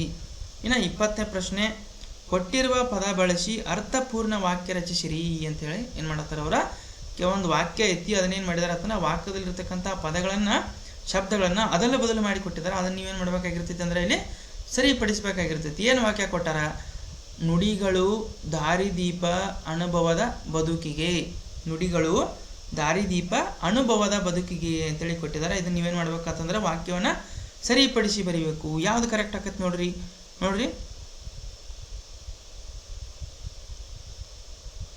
ಅನುಭವದ ನುಡಿಗಳು ಬದುಕಿಗೆ ದಾರಿ ದೀಪ. ಈ ರೀತಿ ಬರಿಬೋದಾ? ಕರೆಕ್ಟ್ ಅನ್ಸುತ್ತೆ ನೋಡ್ರಿ. ಅನುಭವದ ನುಡಿಗಳು ಬದುಕಿಗೆ ದಾರಿ ದೀಪ ಕರೆಕ್ಟ್ ಆಗತ್ತಲ್ವಾ? ಹಾಗಾದ್ರೆ ಇದಕ್ಕೆ ಸರಿಯಾದಂಥ ಉತ್ತರ ಯಾವುದಾಗುತ್ತಪ್ಪ? ಅನುಭವದ ನುಡಿಗಳು ಬದುಕಿಗೆ ದಾರಿದೀಪ ಅಂತಕ್ಕಂಥದ್ದು ಸರಿಯಾದಂಥ ಉತ್ತರ ಆಗುತ್ತೆ. ಈ ರೀತಿ 20 ಪ್ರಶ್ನೆಗಳೇನಾಗಿರ್ತಾವಪ್ಪ ಅಂತಂದ್ರೆ ತಮ್ಮ ಒಂದು ಪ್ರಶ್ನೆ ಪತ್ರಿಕೆಯಲ್ಲಿ ಬಂದಿರ್ತಾವ. ಇದೇ ರೀತಿಯಾಗಿರ್ತಕ್ಕಂಥ ಕೆಲವೊಂದಿಷ್ಟು ಮಾದರಿ ಪ್ರಶ್ನೆ ಪತ್ರಿಕೆಗಳನ್ನ ನೋಡ್ತಾ ಹೋಗೋಣ. ಇನ್ನು ಪತ್ರಿಕೆ 2 ಇದು ಕೂಡ ಅದೇ ರೀತಿಯಾಗಿರ್ತಕ್ಕಂಥ ಒಂದು ಮಾದರಿ ಪ್ರಶ್ನೆಗಳು. ಇವೆಲ್ಲ ಇದೇ ರೀತಿಯಾಗಿರ್ತಕ್ಕಂಥ ಪ್ರಶ್ನೆಗಳು ಬರ್ತಾವ. ಇವೇ ಬರ್ತಾವಂತಲ್ಲ, ಇತರಾಗಿನೂ ಕೂಡ ಬರಬಹುದು. ಅದಕ್ಕೆ ಏನು ಮಾಡೋಣ ಅಂತಂದ್ರೆ ನಾವು ಕೆಲವೊಂದಿಷ್ಟು ಮಾದರಿ ಪ್ರಶ್ನೆಗಳನ್ನ ಇಲ್ಲಿ ನೋಡ್ಕೊತ ಹೋಗೋಣ. ಇನ್ನು 2ನೇ ಪತ್ರಿಕೆಯಲ್ಲಿ 1ನೇ ಪ್ರಶ್ನೆ, ಅಕ್ಷರಗಳ ಕ್ರಮಬದ್ಧ ಜೋಡಣೆಗೆ ಏನೆನ್ನುವರು? ಅಕ್ಷರಗಳನ್ನು ಕ್ರಮಬದ್ಧವಾಗಿ ಅಂತಂದ್ರೆ ಸೀರಿಯಲ್ ಪ್ರಕಾರ ಒಂದಾದ ನಂತರ ಒಂದು ಏನು ನಾವು ಕ್ರಮಬದ್ಧವಾಗಿ ಜೋಡಣೆ ಮಾಡಿರ್ತೀವಲ್ಲ ಅದಕ್ಕೆ ಏನಂತ ಕರೀತಾರ? ಅಕ್ಷರ ರೈಲು ಅಂತ ಕರಿತೀವೋ, ಅಕ್ಷರ ಬಸ್ಸು ಅಂತ ಕರಿತೀವೋ, ವರ್ಣಮಾಲೆ ಅಂತ ಕರಿತೀವೋ, ವರ್ಣರಂಜಿತ ಅಂತ ಕರಿತೀವಿ. ಇದಕ್ಕೆ ಸರಿಯಾದಂಥ ಉತ್ತರ ಏನಾಗುತ್ತಾ? ವರ್ಣಮಾಲೆ. Option C ವರ್ಣಮಾಲೆ. ಮಾಲೆ ಅಂತಂದ್ರೆ ಸರ. ಅಕ್ಷರಗಳನ್ನು ಕ್ರಮಬದ್ಧವಾಗಿ ಸರದಂತೆ ಜೋಡಿಸಿರೋದಕ್ಕೆ ಏನಂತ ಕರಿತೀವಿ ನಾವು? ವರ್ಣಮಾಲೆ. ವರ್ಣ ಅಂತಂದ್ರೆ ಅಕ್ಷರ, ವರ್ಣ ಅಂತಂದ್ರೆ ಅಕ್ಷರ, ವರ್ಣ ಅಂತಂದ್ರೆ ಅಕ್ಷರ. ಅಕ್ಷರಗಳ ಮಾಲೆ ಅಥವಾ ಅಕ್ಷರಗಳ ಕ್ರಮಬದ್ಧ ಜೋಡಣೆಗೆ ನಾವು ವರ್ಣಮಾಲೆ ಅಥವಾ ಅಕ್ಷರ ಮಾಲೆ ಅಂತೇಳಿ ಕರಿತಾ ಬರ್ತೀವಿ. ಇನ್ನು 2ನೇ ಪ್ರಶ್ನೆ, ಅಕ್ಕ ಇದು ಎಂತಹ ಒತ್ತಕ್ಷರವಾಗಿದೆ? ಒತ್ತಕ್ಷರಗಳಲ್ಲಿ 2 ಪ್ರಕಾರ ಬರ್ತಾವ, ಸಜಾತಿ ಒತ್ತಕ್ಷರ ಮತ್ತು ವಿಜಾತಿ ಒತ್ತಕ್ಷರ ಅಥವಾ ಸಂಯುಕ್ತಾಕ್ಷರ ಕೂಡ ನಾವು ಅದನ್ನು ಏನು ಮಾಡ್ತೀವಿ ಅಂತಂದ್ರೆ ಒತ್ತಕ್ಷರಗಳನ್ನ ಕರಿತೀವಿ. ಇದು ಎಂಥ ಒತ್ತಕ್ಷರ? ಒತ್ತಕ್ಷರನೋ, ಬೀಜಾಕ್ಷರನೋ, ಸಜಾತಿ ಒತ್ತಕ್ಷರನೋ, ವಿಜಾತಿ ಒತ್ತಕ್ಷರನೋ? ಅಕ್ಕ ಅಂತಕ್ಕಂಥ ಪದ ಇದು ಸಜಾತಿ ಒತ್ತಕ್ಷರ ಅಥವಾ ಸಜಾತಿ ಸಂಯುಕ್ತಾಕ್ಷರ. ಸಜಾತಿ ಅಂತಂದ್ರೆ ಆ ಯಾವ ಅಕ್ಷರದ ಒತ್ತು ಅದೇ ಅಕ್ಷರಕ್ಕೆ ಬಂದಿರ್ತಾರೆ. ಇಲ್ಲಿ ಏನಾಗಿತ್ತಪ್ಪ ಅಂತಂದ್ರೆ ಕದ ಒತ್ತು ಏನಾಗಿತ್ತು ಅಂದ್ರೆ ಕಕ ಬಂದಿತ್ತು, ಹೌದಾ? ಹಾಗಾಗಿ ಇದು ಯಾವ ಅಕ್ಷರದ ಒತ್ತು ಹತ್ತಿರದ ಒತ್ತು ಅದಕ್ಕೆ ಬಂದಿತ್ತಂದ್ರೆ ಅದಕ್ಕೆ ನಾವು ಸಜಾತಿ ಸಂಯುಕ್ತಾಕ್ಷರ ಅಂತ ಕರಿತೀವಿ. ಮತ್ತು ಒಂದು ಅಕ್ಷರಕ್ಕೆ ಬೇರೊಂದು ಅಕ್ಷರದ ಒತ್ತು ಏನಾಗಿರ್ತೈತಪ್ಪ ಅಂತಂದ್ರೆ ಬಂದಿತ್ತಂದ್ರೆ ಅದನ್ನು ನಾವು ವಿಜಾತಿ ಸಂಯುಕ್ತಾಕ್ಷರ ಅಂತ ಕರಿತೀವಿ. ಇಲ್ಲಿ ಉದಾಹರಣೆ ಇಲ್ಲೇ ನೋಡ್ಬೋದು ನೀವು, ಬೀಜಾಕ್ಷರ ಅಂತಕ್ಕಂಥ ಪದ ಐತಿ, ಕ ಶದ ಏನಾಗಿತ್ತಪ್ಪ ಅಂತಂದ್ರೆ ಒತ್ತು ಬಂದಿತ್ತು, ಹಾಗಾಗಿ ಇದು ವಿಜಾತಿ ಸಂಯುಕ್ತಾಕ್ಷರ. ಇದೇನಾಗಿತ್ತು ಕದನ ಒತ್ತು ಬಂದಿತ್ತು, ಅದೇ ಅಕ್ಷರದ ಒತ್ತು ಬಂದಿರೋದ್ರಿಂದ ಇದು ಸಜಾತಿ ಸಂಯುಕ್ತಾಕ್ಷರ. ಇನ್ನು 3ನೇ ಪ್ರಶ್ನೆ, ಶೋಷಣೆ ಈ ಪದದ ಅರ್ಥ. ಶೋಷಣೆ ಅಂದರೆ ಏನು? ತುಳಿತನೋ, ಶಾಂತಿನೋ, ಅಹಿಂಸೆನೋ, ಪೋಷಣೆನೋ? ಶೋಷಣೆ ಅಂದರೆ ಏನು ಮಾಡೋದು? ತ್ರಾಸು ಕೊಡೋದು, ಹಿಂಸೆ ಮಾಡೋದು ಅಂತೇಳಿ ಏನು ಮಾಡ್ತೀವಿ ಅಂತ ನಾವು ಈ ಶೋಷಣೆ ಅಂತಕ್ಕಂಥ ಪದಕ್ಕೆ ಅರ್ಥವನ್ನು ಕೊಡ್ಬೋದು. ಆದರೆ ಇಲ್ಲಿ ಶಾಂತಿ ಅತೈತಿ, ಅಹಿಂಸೆ ಅತೈತಿ, ಪೋಷಣೆ ಅಂದರೆ ಕಾಪಾಡೋದು. ಹಾಗಾದರೆ ಇದು ಸರಿಯಾದಂಥ ಉತ್ತರ ಏನಾಗತ್ತಪ್ಪ ಅಂತಂದ್ರೆ ತುಳಿತ ಅಂತಕ್ಕಂಥದ್ದು ಶೋಷಣೆ ಅಂತಕ್ಕಂಥ ಪದಕ್ಕೆ ಸರಿಯಾದಂಥ ಒಂದು ಅರ್ಥ. ಇನ್ನು 4ನೇ ಪ್ರಶ್ನೆಯನ್ನು ಕೊಟ್ಟ ನೋಡ್ರಿ, ಮಾತೋಶ್ರೀ ತಾಯಿಯವರಿಗೆ ಪ್ರಣಾಮಗಳು ಈ ವಾಕ್ಯದಲ್ಲಿರುವ ಸಂಬೋಧನೆ ಯಾವುದು? ಏನಾಗಿತ್ತಪ್ಪ ಅಂತಂದ್ರೆ ಪತ್ರವನ್ನು ಬರಿಬೇಕಾದ್ರೆ ನಾವೇನು ಮಾಡ್ತೀವಿ, ಯಾರ್ಯಾರಿಗೆ ಪತ್ರ ಬರೀತಿನಾಗ ಯಾವ್ಯಾವ ಸಂಬೋಧನೆಗಳನ್ನು ಬಳಸ್ತೀವಿ ಅಂತಕ್ಕಂಥದ್ದನ್ನು ಗಮನದಲ್ಲಿ ಇಟ್ಕೋಬೇಕು, ಹೌದಾ? ತಾಯಿಗೆ ಬರೆಯಾಕದಿದ್ರೆ ಒಂದು ಸಂಬೋಧನೆ ಬೇರೆ ಮಾಡ್ತೀವಿ, ತಂದೆಗೆ ಬರೆಯಾಕದಿದ್ರೆ ಬೇರೆ ಮಾಡ್ತೀವಿ, ಅಥವಾ ನಮ್ಮ ಸಹೋದರರಿಗೆ ಬರೆಯಾಕತ್ರ ಸಹೋದರ ಸಹೋದರಿ ಅಥವಾ ನಿಮ್ಮ ಅಕ್ಕ ಅಣ್ಣ ತಂಗಿಗೆ ಬರೆಯಾಕತ್ರ ಅಂತಂದ್ರೆ ಬೇರೆ ಮಾಡ್ತೀವಿ. ನಮ್ಗೆ ಸಣ್ಣವ್ರಿದ್ರೆ ಅಂದ್ರೆ ಅದಕ್ಕೂ ಕೂಡ ಏನು ಮಾಡ್ತೀವಿ ನಾವು ಬೇರೆ ಬೇರೆ ಸಂಬೋಧನೆಗಳನ್ನು ಮಾಡ್ತೀವಿ. ಹಾಗಾದ್ರೆ ಮಾತೋಶ್ರೀ ಅಂತಕ್ಕಂಥದ್ದನ್ನು ನಾವು ಯಾರಿಗಾಗಿ ಬಳಸ್ತೀವಿ? ತಾಯಿಗೆ ಬಳಸ್ತೀವೋ, ಮಾತೆಗೆ ಬಳಸ್ತೀವೋ, ಪ್ರಣಾಮನೋ, ಮಾತೋಶ್ರೀನೋ? ಈ ವಾಕ್ಯದಲ್ಲಿರ್ತಕ್ಕಂಥ ಸಂಬೋಧನೆ ಯಾವುದು ಅಂತಂದ್ರೆ ಯಾವ ಸಂಬೋಧನೆ? ಮಾತೋಶ್ರೀ ಅಂತಕ್ಕಂಥದ್ದು ಇದು ಸಂಬೋಧನೆ. ಯಾರಿಗೆ ಮಾಡತ್ತೀವಿ ಇದನ್ನ? ತಾಯಿಗೆ ಮಾಡತ್ತೀವಿ, ಹೌದಾ? ತಂದೆಗಾದ್ರೆ ಏನು ಮಾಡ್ತೀವಿ ರೀ? ನೋಡೋಣ, ಹೇಳಿ ನೋಡೋಣ. ತಂದೆಗಾದ್ರೆ ತೀರ್ಥರೂಪ ತಂದೆಯವರಿಗೆ ಅಂತ ಮಾಡ್ತೀವಿ. ಇನ್ನು ನಿಮ್ಮ ಸ್ನೇಹಿತರಿಗೆ ಬರೆಯಾಕತ್ತೀರಿ ಅಂತಂದ್ರೆ ನಲ್ಮೆಯ ಅಥವಾ ಪ್ರೀತಿಯ ಅಂತ. ಇನ್ನು ನಿಮ್ಮ ತಮ್ಮಾಗೋದು ಬರೆಯಾಕತ್ತೀರಿ ಅಥವಾ ನಮ್ಕಿಂತಲೂ ಚಿಕ್ಕವ್ರಿಗೆ ಬರೆಯಾಕತ್ತೀವಿ ಅಂತಂದ್ರೆ ಏನು ಮಾಡ್ತೀವಪ್ಪ ಅಂತಂದ್ರೆ ಚಿರಂಜೀವಿ ಅಂತ ಬಳಸ್ತೀವಿ. ಈ ರೀತಿ ಏನು ಮಾಡ್ತೀವಪ್ಪ ಅಂತ ನಾವು, ಅಥವಾ ಚಿಕ್ಕಪ್ಪಗ ದೊಡ್ಡಪ್ಪಗ ಬರೆಯಾಕತ್ತೀರಪ್ಪ ಅಂತಂದ್ರೆ ತೀರ್ಥರೂಪ ಸಮಾನ ಅಂತೇಳಿ ಏನು ಮಾಡ್ತೀವಪ್ಪ ಅಂತಂದ್ರೆ ಸಂಬೋಧನೆಗಳನ್ನ ಬಳಸ್ತಾ ಬರ್ತೀವಿ, ಹೌದಾ? ಗೊತ್ತಾಯ್ತಾ? ಇನ್ನು 5ನೇ ಪ್ರಶ್ನೆ, ಈ ಶಾಲೆ ಸುಂದರವಾಗಿದೆ ಅಡಿಗೆರೆ ಎಳೆದ ಪದವು. ಈ ಶಾಲೆ ಸುಂದರವಾಗಿ, ಶಾಲೆ ಹೆಂಗೆ ಕಾಣಾಯ್ತಿರೋದು? ಸುಂದರವಾಗಿದ್ದು, ಭಾಳ ಚಂದ ಐತದ. ಹಾಗಾದ್ರೆ ಈ ಅಡಿಗೆರೆ ಹೇಳ್ತಕ್ಕಂಥ ಪದ, ಸುಂದರ ಅಂತಕ್ಕಂಥ ಪದಕ್ಕೆ ಅವ್ರು ಏನು ಮಾಡಿದ್ರು? ಅಡಿಗೆರೆ ಅಂದ್ರೆ ಅಂಡರ್ಲೈನ್ ಮಾಡಿದ್ರು. ಇದು ಈ ಪದ ಏನು? ಗುಣ ವಿಶೇಷಣನೋ, ವಿಭಕ್ತಿ ಪ್ರತ್ಯಯನೋ, ನಾಮಪದನೋ, ಸರ್ವನಾಮ ಅಂತ ಕೇಳಾಕತ್ತ. ಸರಿಯಾದಂಥ ಉತ್ತರ ಏನಾಗತ್ತಪ್ಪ ಅಂತಂದ್ರೆ ಗುಣವಿಶೇಷಣ. ಗುಣವಿಶೇಷಣ ಎತ್ತರ ಗುಣವನ್ನು ಹೇಳೋದು, ಶಾಲೆಯ ಗುಣವನ್ನು ಹೇಳೋದು. ಶಾಲೆ ಯಾವ ರೀತಿ ಐತಂತ್ರಿ? ಸುಂದರವಾಗೈತಂತ. ಹಾಗಾಗಿ ಇದಕ್ಕೆ ಸರಿಯಾದಂಥ ಉತ್ತರ ಏನಾಗತ್ತಪ್ಪ ಅಂತಂದ್ರೆ ಗುಣವಿಶೇಷಣ. ಇನ್ನು 6ನೇ ಪ್ರಶ್ನೆ, 4 ತಂತಿ, 4 ಆಗಬೇಕಾಗಿತ್ತು, 4 ತಂತಿ ಆಗಿತ್ತು. ಓಕೆ, 4 ತಂತಿ ಈ ಕೃತಿಯ ಕರ್ತೃ ಯಾರು? 4 ತಂತಿ ಈ ಒಂದು ಕೃತಿಯ ಕರ್ತೃ ಯಾರು? 4 ತಂತಿ ಅಂತಕ್ಕಂಥ ಕೃತಿನ ಯಾರು ಬರ್ದಾರ? ವಿಕ್ರಮ ಗೋಕಾಕ್ ಬರ್ದಾರೋ, ಬಸವಣ್ಣ ಬರ್ದಾರೋ, ದ.ರಾ. ಬೇಂದ್ರೆ ಬರ್ದಾರೋ, ಕುವೆಂಪು ಬರ್ದಾರೋ? ಸರಿಯಾದಂಥ ಉತ್ತರ ದ.ರಾ. ಬೇಂದ್ರೆ, ದತ್ತಾತ್ರೇಯ ರಾಮಚಂದ್ರ ಬೇಂದ್ರೆ ಅವರ ಪೂರ್ಣ ಹೆಸರಿನ. ಅವರ ಕಾವ್ಯನಾಮ ಯಾವುದು? ದ.ರಾ. ಬೇಂದ್ರೆ ಅವರ ಕಾವ್ಯನಾಮ ಯಾವುದ್ರಿ? ಅಂಬಿಕಾ ತನಯ ದತ್ತ. ಅಂಬಿಕಾ ತನಯ ದತ್ತ ಅಂತಕ್ಕಂಥದ್ದು ದ.ರಾ. ಬೇಂದ್ರೆ ಅವರ ಕಾವ್ಯನಾಮ. ಇನ್ನು ಮುಂದಿನ ಪ್ರಶ್ನೆ, ಕನ್ನಡದಲ್ಲಿ ಒಟ್ಟು ವ್ಯಂಜನಾಕ್ಷರಗಳು ಎಷ್ಟು? ಕನ್ನಡದಲ್ಲಿ ಒಟ್ಟು ವ್ಯಂಜನಾಕ್ಷರಗಳ ಸಂಖ್ಯೆ ಎಷ್ಟು ಅಂತ ಕೇಳಿದರೆ 31, 30, 34, 32. ಯಾವುದಪ್ಪ ಅಂತಂದರೆ ಕನ್ನಡದಲ್ಲಿ ಇರತಕ್ಕಂಥ ಒಟ್ಟು ವ್ಯಂಜನಾಕ್ಷರಗಳ ಸಂಖ್ಯೆ ಆಪ್ಷನ್ ಸಿ 34. ಕನ್ನಡದಲ್ಲಿ ಒಟ್ಟಾರೆಯಾಗಿ 34 ವ್ಯಂಜನಾಕ್ಷರಗಳು ನಮ್ಗೆ ಕಂಡು ಬರ್ತಾವೆ. ಇನ್ನು ಮುಂದಿನ ಪ್ರಶ್ನೆ, ಮಗು ಈ ಪದವನ್ನು ವಚನ ಬದಲಿಸಿದಾಗ, ಮಗು ಅಂತಕ್ಕಂಥ ಪದವನ್ನು ವಚನ ಬದಲಾಯಿಸಿದಾಗ ಏನಾಗುತ್ತಾ? ಏಕವಚನ ಮತ್ತು ಬಹುವಚನ ಅಂತ ಕರಿತೀವಿ. ಮಗು ಅನ್ನೋದು ಈಗ ಏಕವಚನದಾಗ ಆಯ್ತು. ಇದನ್ನು ಬಹುವಚನದಾಗ ಮಾಡಿದ್ರೆ ಏನಾಗುತ್ತಪ್ಪ? ಮಗುಗಳಾಗುತ್ತೋ, ಮಗಳು ಆಗುತ್ತೋ, ಮಕ್ಕಳು ಆಗುತ್ತೋ ಅಥವಾ ಮಗು ಆಗುತ್ತೋ? ಇದಕ್ಕೆ ಸರಿಯಾದಂಥ ಉತ್ತರ ಮಗು ಅಂತಕ್ಕಂಥದ್ದನ್ನು ವಚನ ಬದಲಿಸಿ ಬರೆದಾಗ ಏನಾಗತ್ತಪ್ಪ ಅಂತಂದ್ರೆ ಮಕ್ಕಳು. ಮಗು ಮಕ್ಕಳು ಆಗುತ್ತೆ, ಮಗುಗಳಲ್ಲ ಮಕ್ಕಳು ಆಗ್ತದೆ. ಹೌದಾ? ಇನ್ನು 9ನೇ ಪ್ರಶ್ನೆ, ಚನ್ನಮಲ್ಲಿಕಾರ್ಜುನ. ಚನ್ನಮಲ್ಲಿಕಾರ್ಜುನ ಇದು ಯಾರ ಅಂಕಿತನಾಮ? ಇದು ಕೂಡ ತಮ್ಮ ಪಾಠದಲ್ಲಿ ಬಂದಿರತಕ್ಕಂಥ ಒಂದು ಪ್ರಶ್ನೆ. ವಚನಗಳು ಪಾಠದಲ್ಲಿ ಏನಾಗಿತ್ತಂದ್ರೆ ಕೆಲವೊಂದಿಷ್ಟು ವಚನಕಾರರ ವಚನಗಳನ್ನು ಕೊಟ್ಟ ನಿಮ್ಗೇನು ಮಾಡಿರಪ್ಪ ಅಂತಂದ್ರೆ ಅಧ್ಯಯನಕ್ಕೆ ಇಟ್ಟಿದ್ರು. ಅದರಲ್ಲಿ ಈ ಒಂದು ಚನ್ನಮಲ್ಲಿಕಾರ್ಜುನ ಅಂತಕ್ಕಂಥ ಅಂಕಿತನಾಮ ಯಾರ್ದು ಅಂತ ಕೇಳಕತ್ತಾರ. ಇಲ್ಲಿ ಆಪ್ಷನ್ ಕೊಟ್ಟಾರ ಅವರು: ಅಕ್ಕ ಮಹಾದೇವಿ, ಬಸವಣ್ಣ, ನಿಜಗುಣ ಶಿವಯೋಗಿ ಮತ್ತು ಅಲ್ಲಮ ಪ್ರಭು. ಸರಿಯಾದಂಥ ಉತ್ತರ ಅಕ್ಕ ಮಹಾದೇವಿ. ಅಕ್ಕ ಮಹಾದೇವಿಯವರ ವಚನಗಳ ಅಂಕಿತನಾಮ ಏನಪ್ಪ ಅಂತಂದ್ರೆ ಚನ್ನಮಲ್ಲಿಕಾರ್ಜುನ. ಇನ್ನು ಬಸವಣ್ಣನ ಅಂಕಿತನಾಮ ಯಾವುದು? ಕೂಡಲ ಸಂಗಮ ದೇವ. ಕೂಡಲ ಸಂಗಮ ದೇವ. ಇನ್ನು ಅಲ್ಲಮ ಪ್ರಭುದು ಗುಹೇಶ್ವರ. ಇದೇನಾಗಿಲ್ಲಪ್ಪ ಅಂತ ನಿಮ್ಗೆ ಮಾಹಿತಿಗಾಗಿ ನೆನಪಿರಲಿ.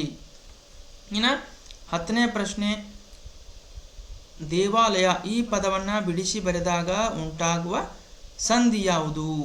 ಯಾವ ರೀತಿ ಬಿಡಿಸಿ ಬರಬಹುದು ಇದನ್ನು? ದೇವ ಪ್ಲಸ್ ಆಲಯ. ದೇವಾಲಯ, ದೇವಾಲಯ ಅಂತಕ್ಕಂಥದ್ದು ಬಿಡಿಸಿ ಬರೆದಾಗ ಯಾವ ಸಂಧಿ ಆಗುತ್ತಪ್ಪ ಅಂತಂದರೆ ಗುಣ ಸಂಧಿ ಆಗುತ್ತೋ, ಆದೇಶ ಸಂಧಿ ಆಗುತ್ತೋ, ಆಗಮ ಸಂಧಿ ಆಗುತ್ತೋ ಅಥವಾ ಸವರ್ಣ ದೀರ್ಘ ಸಂಧಿ ಆಗುತ್ತೋ ಅಂತ ಕೇಳಿದಾಗ ಇದು ಸರಿಯಾದಂಥ ಉತ್ತರ ಸವರ್ಣ ದೀರ್ಘ ಸಂಧಿ. ದೇವ ಪ್ಲಸ್ ಆಲಯ ದೇವಾಲಯ. ಸವರ್ಣ ಒಂದೇ ಜಾತಿಯ ವರ್ಣಗಳು ದೀರ್ಘವಾಗಿದ್ದಾವೆ.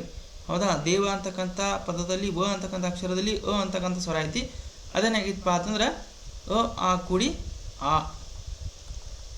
ದೀರ್ಘ ಆಗಿರ್ತಕ್ಕಂಥ ಒಂದು ಸಂಧಿಯನ್ನು ನೋಡೋದಾದ್ರೆ ಇಲ್ಲೇನಾಗಿತ್ತಪ್ಪ ಅಂತಂದ್ರೆ ದೇವಾಲಯ ಅಂತಕ್ಕಂಥದ್ದಲ್ಲಿ ನಮ್ಗೆ ಸವರ್ಣ ದೀರ್ಘ ಸಂಧಿ ಕಂಡು ಬರುತ್ತೆ. ಹಾಗಾಗಿ ಸರಿಯಾದಂಥ ಉತ್ತರ ಸವರ್ಣ ದೀರ್ಘ ಸಂಧಿ. ಇನ್ನು 11ನೇ ಪ್ರಶ್ನೆ, ಬಾಯಾರಿಕೆ. ಹೌದಾ? ಬಾಯಾರಿಕೆ ಅಂದ್ರೇನು? ನೀರಡಿಸ್ಕಾಗೋದು. ನಾನು ನೀರು ಕುಡಿಯೋದು ನೋಡ್ರಿ.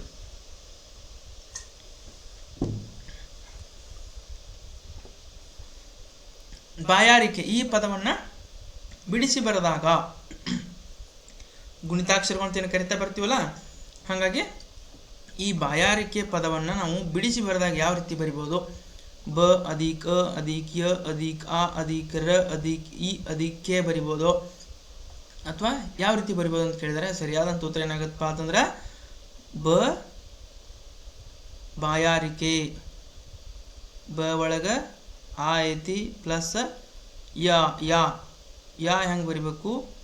ಯ ಬರಿಬೇಕು ಮತ್ತು ಆ ಬರಿಬೇಕು ಪ್ಲಸ್ ರಿ ರ ಬರಿಬೇಕು, ಇ ಬರಿಬೇಕು, ಕೆ ಕ ಬರಿಬೇಕು ಮತ್ತು ಎ ಬರಿಬೇಕು. ಈ ರೀತಿ ಮಾದರಿ ಎಲ್ಲೈತಿ ನೋಡ್ರಿ. ಯಾವ ಆಪ್ಷನ್ ಒಳಗೆ? ಇದ್ರಾಗಿಲ್ಲ, ಇದ್ರಾಗಿಲ್ಲ, ಇದ್ರಾಗಿಲ್ಲ. ಆಪ್ಷನ್ ನಂಬರ್ ಡಿ ಇದೇನಾಗತ್ತಪ್ಪ ಅಂತಂದ್ರೆ ಸರಿಯಾದಂಥ ಉತ್ತರ ಆಗುತ್ತೆ.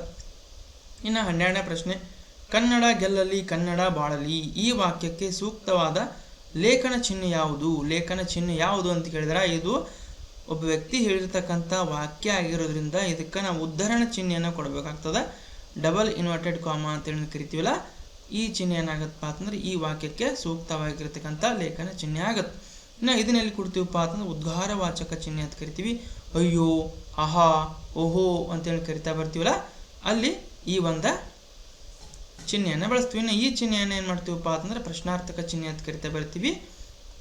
ಇದನ್ನ ಎಲ್ಲಿ ಬಳಸ್ತೀವಪ್ಪ ಅಂತಂದ್ರೆ ಪ್ರಶ್ನೆಗಳನ್ನು ಕೇಳುವಾಗ ಬಳಸ್ತೀವಿ. ಇನ್ನು 13ನೇ ಪ್ರಶ್ನೆ, ಶಾಲೆಯಲ್ಲಿ 40 ಮಕ್ಕಳಿದ್ದಾರೆ ಈ ವಾಕ್ಯದಲ್ಲಿರುವ ಸಂಖ್ಯಾವಾಚಕ ಯಾವುದು? ಸಂಖ್ಯೆಯನ್ನು ಸೂಚಿಸ್ತಕ್ಕಂಥ ನಾಮಪದಗಳಿಗೆ ಸಂಖ್ಯಾವಾಚಕ ನಾಮಪದ ಅಂತ ಕರಿತಾ ಬರ್ತೀವಿ. ಹಾಗಾದ್ರೆ ಶಾಲೆಯಲ್ಲಿ 40 ಮಕ್ಕಳಿದ್ದಾರೆ ಅಂತೇಳಿ ಒಂದು ವಾಕ್ಯ ಕೊಟ್ಟಾರ. ಆ ವಾಕ್ಯದಲ್ಲಿ ಸಂಖ್ಯಾವಾಚಕ ಯಾವುದು ಅಂತ ಕೇಳಕತ್ತಾರ.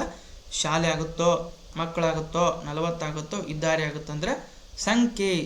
ಈ ವಾಕ್ಯದಾಗ ಯಾವ ಸಂಖ್ಯೆ ಸೂಚಿಸ್ತಕ್ಕಂಥ ಪದ ಕಾಣಾಯ್ತು ನಮಗೆ ಅಂತಂದ್ರೆ 40. ಆಪ್ಷನ್ ಬಿ ಏನಾಗುತ್ತಪ್ಪ ಅಂತಂದ್ರೆ ಸರಿಯಾದಂಥ ಉತ್ತರ ಆಗುತ್ತೆ. 40 ಅಂತಕ್ಕಂಥದ್ದು ಸಂಖ್ಯಾವಾಚಕ. ಇನ್ನು 14ನೇದು, ದಳ ಈ ಪದವು ಸೂಚಿಸುವ ನಾನಾರ್ಥಕ ಪದಗಳು. ನಾನಾರ್ಥಕಗಳು ಅಂತಂದ್ರೆ ತಮಗೆಲ್ಲ ಗೊತ್ತಿರೋ ಹಾಗೆ ಪದ ಒಂದಿರ್ತತಿ, ಶಬ್ದ ಒಂದಿರ್ತತಿ, ಅರ್ಥಗಳನ್ನು ಬೇರೆ ಬೇರೆಯಾಗಿ ಕೊಡ್ತಿರ್ತೈತಿ. ಅದಕ್ಕೆ ನಮ್ಮನ್ನು ನಾನಾರ್ಥಕಗಳು ಅಂತ ಕರಿತಾ ಬರ್ತೀವಿ. ಇಲ್ಲಿ ದಳ ಅಂತಕ್ಕಂಥ ಒಂದು ಶಬ್ದ ಕೊಟ್ಟಾರ, ಈ ಒಂದು ಪದವನ್ನು ಕೊಟ್ಟಾರ. ಈ ದಳ ಅಂತಕ್ಕಂಥ ಪದ ಏನಾಗತ್ತಪ್ಪ ಅಂತಂದ್ರೆ ಬೇರೆ ಬೇರೆ ಅರ್ಥ ಕೊಡ್ತದೆ. ಹಾಗಾಗಿ ದಳ ಪದದ ನಾನಾರ್ಥಕಗಳು ಯಾವ ಅಂತ ಕೇಳಿದಾರ.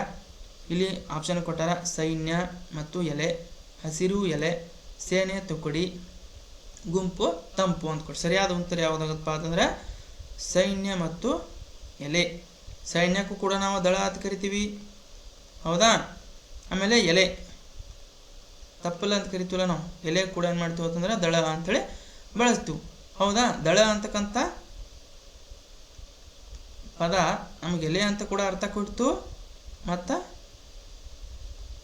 ಸೈನ್ಯ ಅಂತ ಕೂಡ ಅರ್ಥ ಕೊಡ್ತೀವಿ. ದಳ ಅಂತಂದ್ರೆ ಕಾಲ್ದಳ, ನೌಕಾದಳ, ಅಶ್ವದಳ, ಹೌದಾ, ಶ್ವಾನದಳ, ಈ ರೀತಿ ಏನು ಮಾಡ್ತೀವಿ ಅಂತಂದ್ರೆ ಸೈನ್ಯಕ್ಕೆ ಕೂಡ ದಳ ಅಂತಕ್ಕಂಥ ಒಂದು ಪದವನ್ನು ಬಳಸ್ತೀವಿ. ಹಾಗಾಗಿ ಸರಿಯಾದಂಥ ಉತ್ತರ ಸೈನ್ಯ ಮತ್ತು ಎಲೆ ಅಂತಕ್ಕಂಥದ್ದು ದಳ ಪದದ ನಾನಾರ್ಥಕ ಪದಗಳಾಗ್ತವ.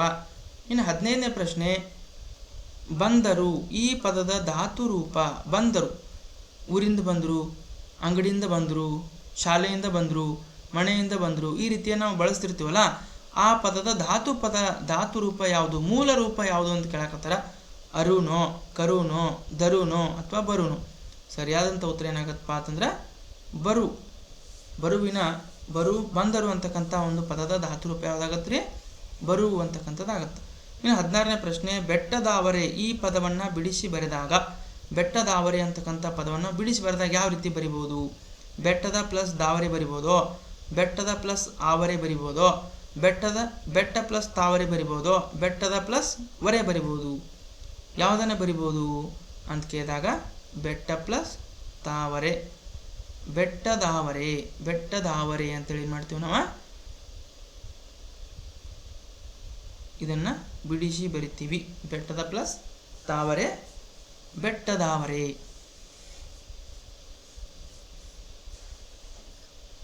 ಹೌದಾ. ಇನ್ನು 17ನೇ ಪ್ರಶ್ನೆ, ಮಲ್ಲಜ್ಜಿಯ ಮಳೆಗೆ ನಮಗೆ ಒಂದು ಡ್ಯಾಶ್ ಇದ್ದಂತೆಯೇ. ಮಲ್ಲಜ್ಜಿ ಮಳೆಗೆ ಪಾಠದಲ್ಲಿ ಕರ್ತಾಗ ಕ್ವಶನನ್ನು ಇಲ್ಲಿ ಮಾಡಿದಾರೆ ಅಂತಂದ್ರೆ ಅವರು ಕೇಳಿದಾರೆ, ಮಲ್ಲಜ್ಜಿ ಮಳೆಗೆ ನಮಗೆ ಒಂದು ಏನಿರ್ತದಪ್ಪ ಅಂತಂದ್ರೆ ಮಾಯಾಲೋಕ ಇರ್ತದೋ, ಭೂಲೋಕನೋ, ಪಾತಾಳ ಲೋಕನೋ, ಜಾದು ಲೋಕನೋ. ಮಲ್ಲಜ್ಜಿ ಮಳೆಗೆ ಹೆಂಗಿರ್ತದಪ್ಪ ಅಂತಂದ್ರೆ ಒಂಥರ ಜಾದು ಲೋಕದಂತೆ ಅವ್ರಿಗೆ ಏನಾಗಿರ್ತದೆ ಅಂತಂದ್ರೆ ಕಂಡಿರ್ತದ. ಇನ್ನು 18ನೇ ಪ್ರಶ್ನೆ, ಕೊಟ್ಟಿರುವ ಪದ ಬಳಸಿ ಅರ್ಥಪೂರ್ಣ ವಾಕ್ಯ ರಚಿಸಿರಿ. ಕೆಲವೊಂದು ಇಲ್ಲಿ ಏನು ಮಾಡಿದಾರಪ್ಪ ಅಂತಂದ್ರೆ ಪದಗಳನ್ನು ಅದಲು ಬದಲಾಗಿ ಮಾಡಿ ಕೊಟ್ಟಿದ್ದಾರೆ. ಅದನ್ನು ಬಳಸ್ಕೊಂಡು ಏನು ಮಾಡ್ಬೇಕಪ್ಪ ಅಂತಂದ್ರೆ ಸರಿಯಾದಂಥ ಒಂದು ವಾಕ್ಯ, ಅರ್ಥಪೂರ್ಣವಾಗಿರ್ತಕ್ಕಂಥ ವಾಕ್ಯವನ್ನು ರಚಿಸಬೇಕು. ನಿನಗೆ ಬೇಡ ನೀನಾಗು ಕನ್ನಡಿಯೇ, ಕನ್ನಡಿ ಅಂಥೇಳಿ ಇಲ್ಲಿ ನಿಮಗೊಂದು ಏನು ಮಾಡಿದಾರಪ್ಪ ಅಂತಂದ್ರೆ ವಾಕ್ಯವನ್ನು ಕೊಟ್ಟಿದ್ದಾರೆ. ಇದನ್ನು ಯಾವ ರೀತಿ ಬರಿಬೋದ್ರಿ ವಿಚಾರ ಮಾಡಿ ನೋಡೋಣ. ನಿನಗೆ ಬೇಡ ನೀನಾಗು ಕನ್ನಡಿಯೇ ಕನ್ನಡಿ ಅಂತೇಳಿ ಇಲ್ಲೇನು ಮಾಡಿದಾರಪ್ಪ ಅಂತಂದ್ರೆ ಶಬ್ದಗಳನ್ನು ಅದಲು ಬದಲಾಗಿ ಮಾಡಿಕೊಟ್ಟಿದ್ದಾರೆ. ಹಾಗಾಗಿ ಸರಿಯಾದಂಥ ಉತ್ತರ ನೋಡೋಣ. ಹೌದಾ, ಏನಾಗ್ಬೋದ್ರಿ?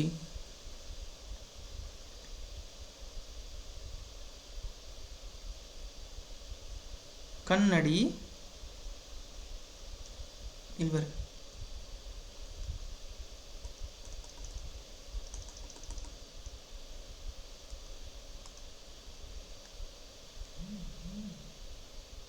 ಕನ್ನಡಿ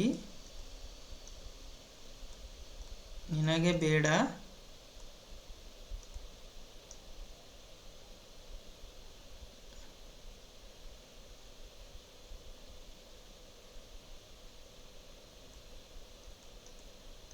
ಕನ್ನಡಿಯೇ ನೀನಾಗು. ಈ ರೀತಿ ಬರಿಬೋದಾ? ಕನ್ನಡಿ ನಿನಗೆ ಬೇಡ, ಕನ್ನಡಿಯೇ ನೀನಾಗು. ನಿನಗೇನಾಗಪ್ಪ ಅಂತಂದ್ರೆ ಕನ್ನಡಿ ಬೇಡ, ನೀನೇ ಕನ್ನಡಿಯಾಗು ಅಂತೇಳಿ ಈ ಒಂದು ವಾಕ್ಯವನ್ನು ಏನು ಮಾಡ್ಬೋದು ಅಂತಂದ್ರೆ ಸರಿಯಾಗಿ ಇಲ್ಲಿ ಬರಿಬಹುದು. ಕನ್ನಡಿ ನಿನಗೆ ಬೇಡ, ಕನ್ನಡಿಯೇ ನೀನಾಗು. ಈ ಒಂದು ವಾಕ್ಯವನ್ನು ಈ ರೀತಿ ಬರಿಬೋದು. ಇನ್ನು ಇದರ ಆಪ್ಷನ್ ಏನು ನೋಡೋಣ. ಕನ್ನಡಿ ನಿನಗೆ ಬೇಡ, ಕನ್ನಡಿಯೇ ನೀನಾಗು. ಕನ್ನಡಿ ಅಂತಕ್ಕಂಥದ್ದು ಈ ರೀತಿ ಏನು ಮಾಡಿದಾರಪ್ಪ ಅಂತಂದ್ರೆ ನಿಮಗೆ ಪದಗಳನ್ನು ಕೊಟ್ಟಿದ್ದಾರೆ. ಕನ್ನಡಿ ಅಂತಕ್ಕಂಥ ಪದ ಐತಿ 4, ಫಸ್ಟ್ 4 ಬಂದಿರ್ಬೇಕು. ಇಲ್ಲೂ ಐತಿ, ಇಲ್ಲೂ ಐತಿ. ಹಾಗಾದ್ರೆ ಇವೇನಾಗತ್ತಪ್ಪ ಅಂತಂದ್ರೆ ಆಗಲ್ಲ. ನಿನಗೆ ಬೇಡ, ನಿನಗೆ ಬೇಡ ಅಂತಕ್ಕಂಥದ್ದು ಎರಡನೇದಿದೆ. ಹಾಗಾದ್ರೆ ಯಾವ್ದಾಗತ್ತಪ್ಪ? ಒಣ್ಣದೈತಿ. ಹೌದಾ, ಕನ್ನಡಿ ನಿನಗೆ ಬೇಡ ಅಂತಕ್ಕಂಥದ್ದು ಸರಿ ಒಣ್ಣದೈತಿ. ಹಾಗಾಗಿ ಒಂದು ಇಲ್ಲೂ ಐತಿ, ಇಲ್ಲೂ ಐತಿ. ಕನ್ನಡಿಯೇ ನೀನಾಗು, ಕನ್ನಡಿಯೇ 3 ಇರ್ತಕ್ಕಂಥದ್ದು, ಇಲ್ಲಿ 2 ಐತಿ. ಹಾಗಾಗಿ ಆಗೋದಿಲ್ಲ. ಇದು ಸರಿಯಾದ ಒಂದು ಉತ್ತರ ಏನಾಗತ್ತಪ್ಪ ಅಂತಂದ್ರೆ ಆಪ್ಷನ್ನೇ ಆಗತ್ತಾ. ಕನ್ನಡಿ ನಿನಗೆ ಬೇಡ, ಕನ್ನಡಿಯೇ ನೀನಾಗು ಅಂತಕ್ಕಂಥ ವಾಕ್ಯವನ್ನು ಏನು ಮಾಡ್ಬೋದು, ಇಲ್ಲಿ ಅರ್ಥಪೂರ್ಣವಾಗಿ ರಚನೆ ಮಾಡಬಹುದು. ಇನ್ನು 19ನೇ ಪ್ರಶ್ನೆ, ಸಂರಕ್ಷಣೆ ಪದದ ವಿರುದ್ಧ ಪದ. ಸಂರಕ್ಷಣೆ ಪದದ ವಿರುದ್ಧ ಪದ. ಸಂರಕ್ಷಣೆ ಅಂದ್ರೆ ಏನು? ರಕ್ಷಣೆ ಮಾಡೋದು, ಕಾಪಾಡಿಕೊಳ್ಳೋದು, ಪೋಷಣೆ ಮಾಡೋದಕ್ಕೆ ನಾವು ಸಂರಕ್ಷಣೆ ಅಂತ ಕರಿತೀವಿ. ಇನ್ನು ಇದರ ವಿರುದ್ಧ ಪದ ಯಾವುದು? ರಕ್ಷಣೆ, ವಿನಾಶ, ಉಳಿಸು, ಬೆಳೆಸು. ಈ ರಕ್ಷಣೆ, ಉಳಿಸು ಮತ್ತು ಬೆಳೆಸು ಏನಾಗತ್ತಪ್ಪ ಅಂತಂದ್ರೆ ಸಂರಕ್ಷಣೆಯ ಸಮಾನಾರ್ಥಕ ಪದ ಆಗಿರೋದ್ರಿಂದ ಈ ವಿನಾಶ ಅಂತಕ್ಕಂಥದ್ದು ಏನಾಗತ್ತಪ್ಪ ಅಂದ್ರೆ ವಿರುದ್ಧ ಪದ ಆಗತ್ತಾ. ಸಂರಕ್ಷಣೆ ಪದದ ವಿರುದ್ಧ ಪದ ವಿನಾಶ. ಇನ್ನು 20ನೇ ಪ್ರಶ್ನೆ, ಇ, ಕ, ಎ, ಉ, ಐ, ಇ ಈ ಅಕ್ಷರಗಳಲ್ಲಿ ಯಾವ ಅಕ್ಷರ ಸ್ವರ ಅಕ್ಷರ ಅಲ್ಲ? ಇಲ್ಲಿ ಕೆಲವೊಂದಿಷ್ಟು ಅಕ್ಷರಗಳನ್ನು ಕೊಟ್ಟಿದ್ದಾರೆ. ಇದರಲ್ಲಿ ಯಾವುದು ಸ್ವರಾಕ್ಷರ ಅಲ್ಲ ಅಂತಕ್ಕಂಥದ್ದನ್ನು ನಿಮ್ಮಿಂದ ಅವರು ಕೇಳಾಕತ್ತಾರ. ಯಾವ ಸ್ವರಾಕ್ಷರ ಅಲ್ಲ, ಇದರಲ್ಲಿ ಸ್ವರ ಯಾವುದು ಅಲ್ಲ ಅಂತೇಳಿ ಕೇಳಾಕತ್ತಾರ ಅವರು.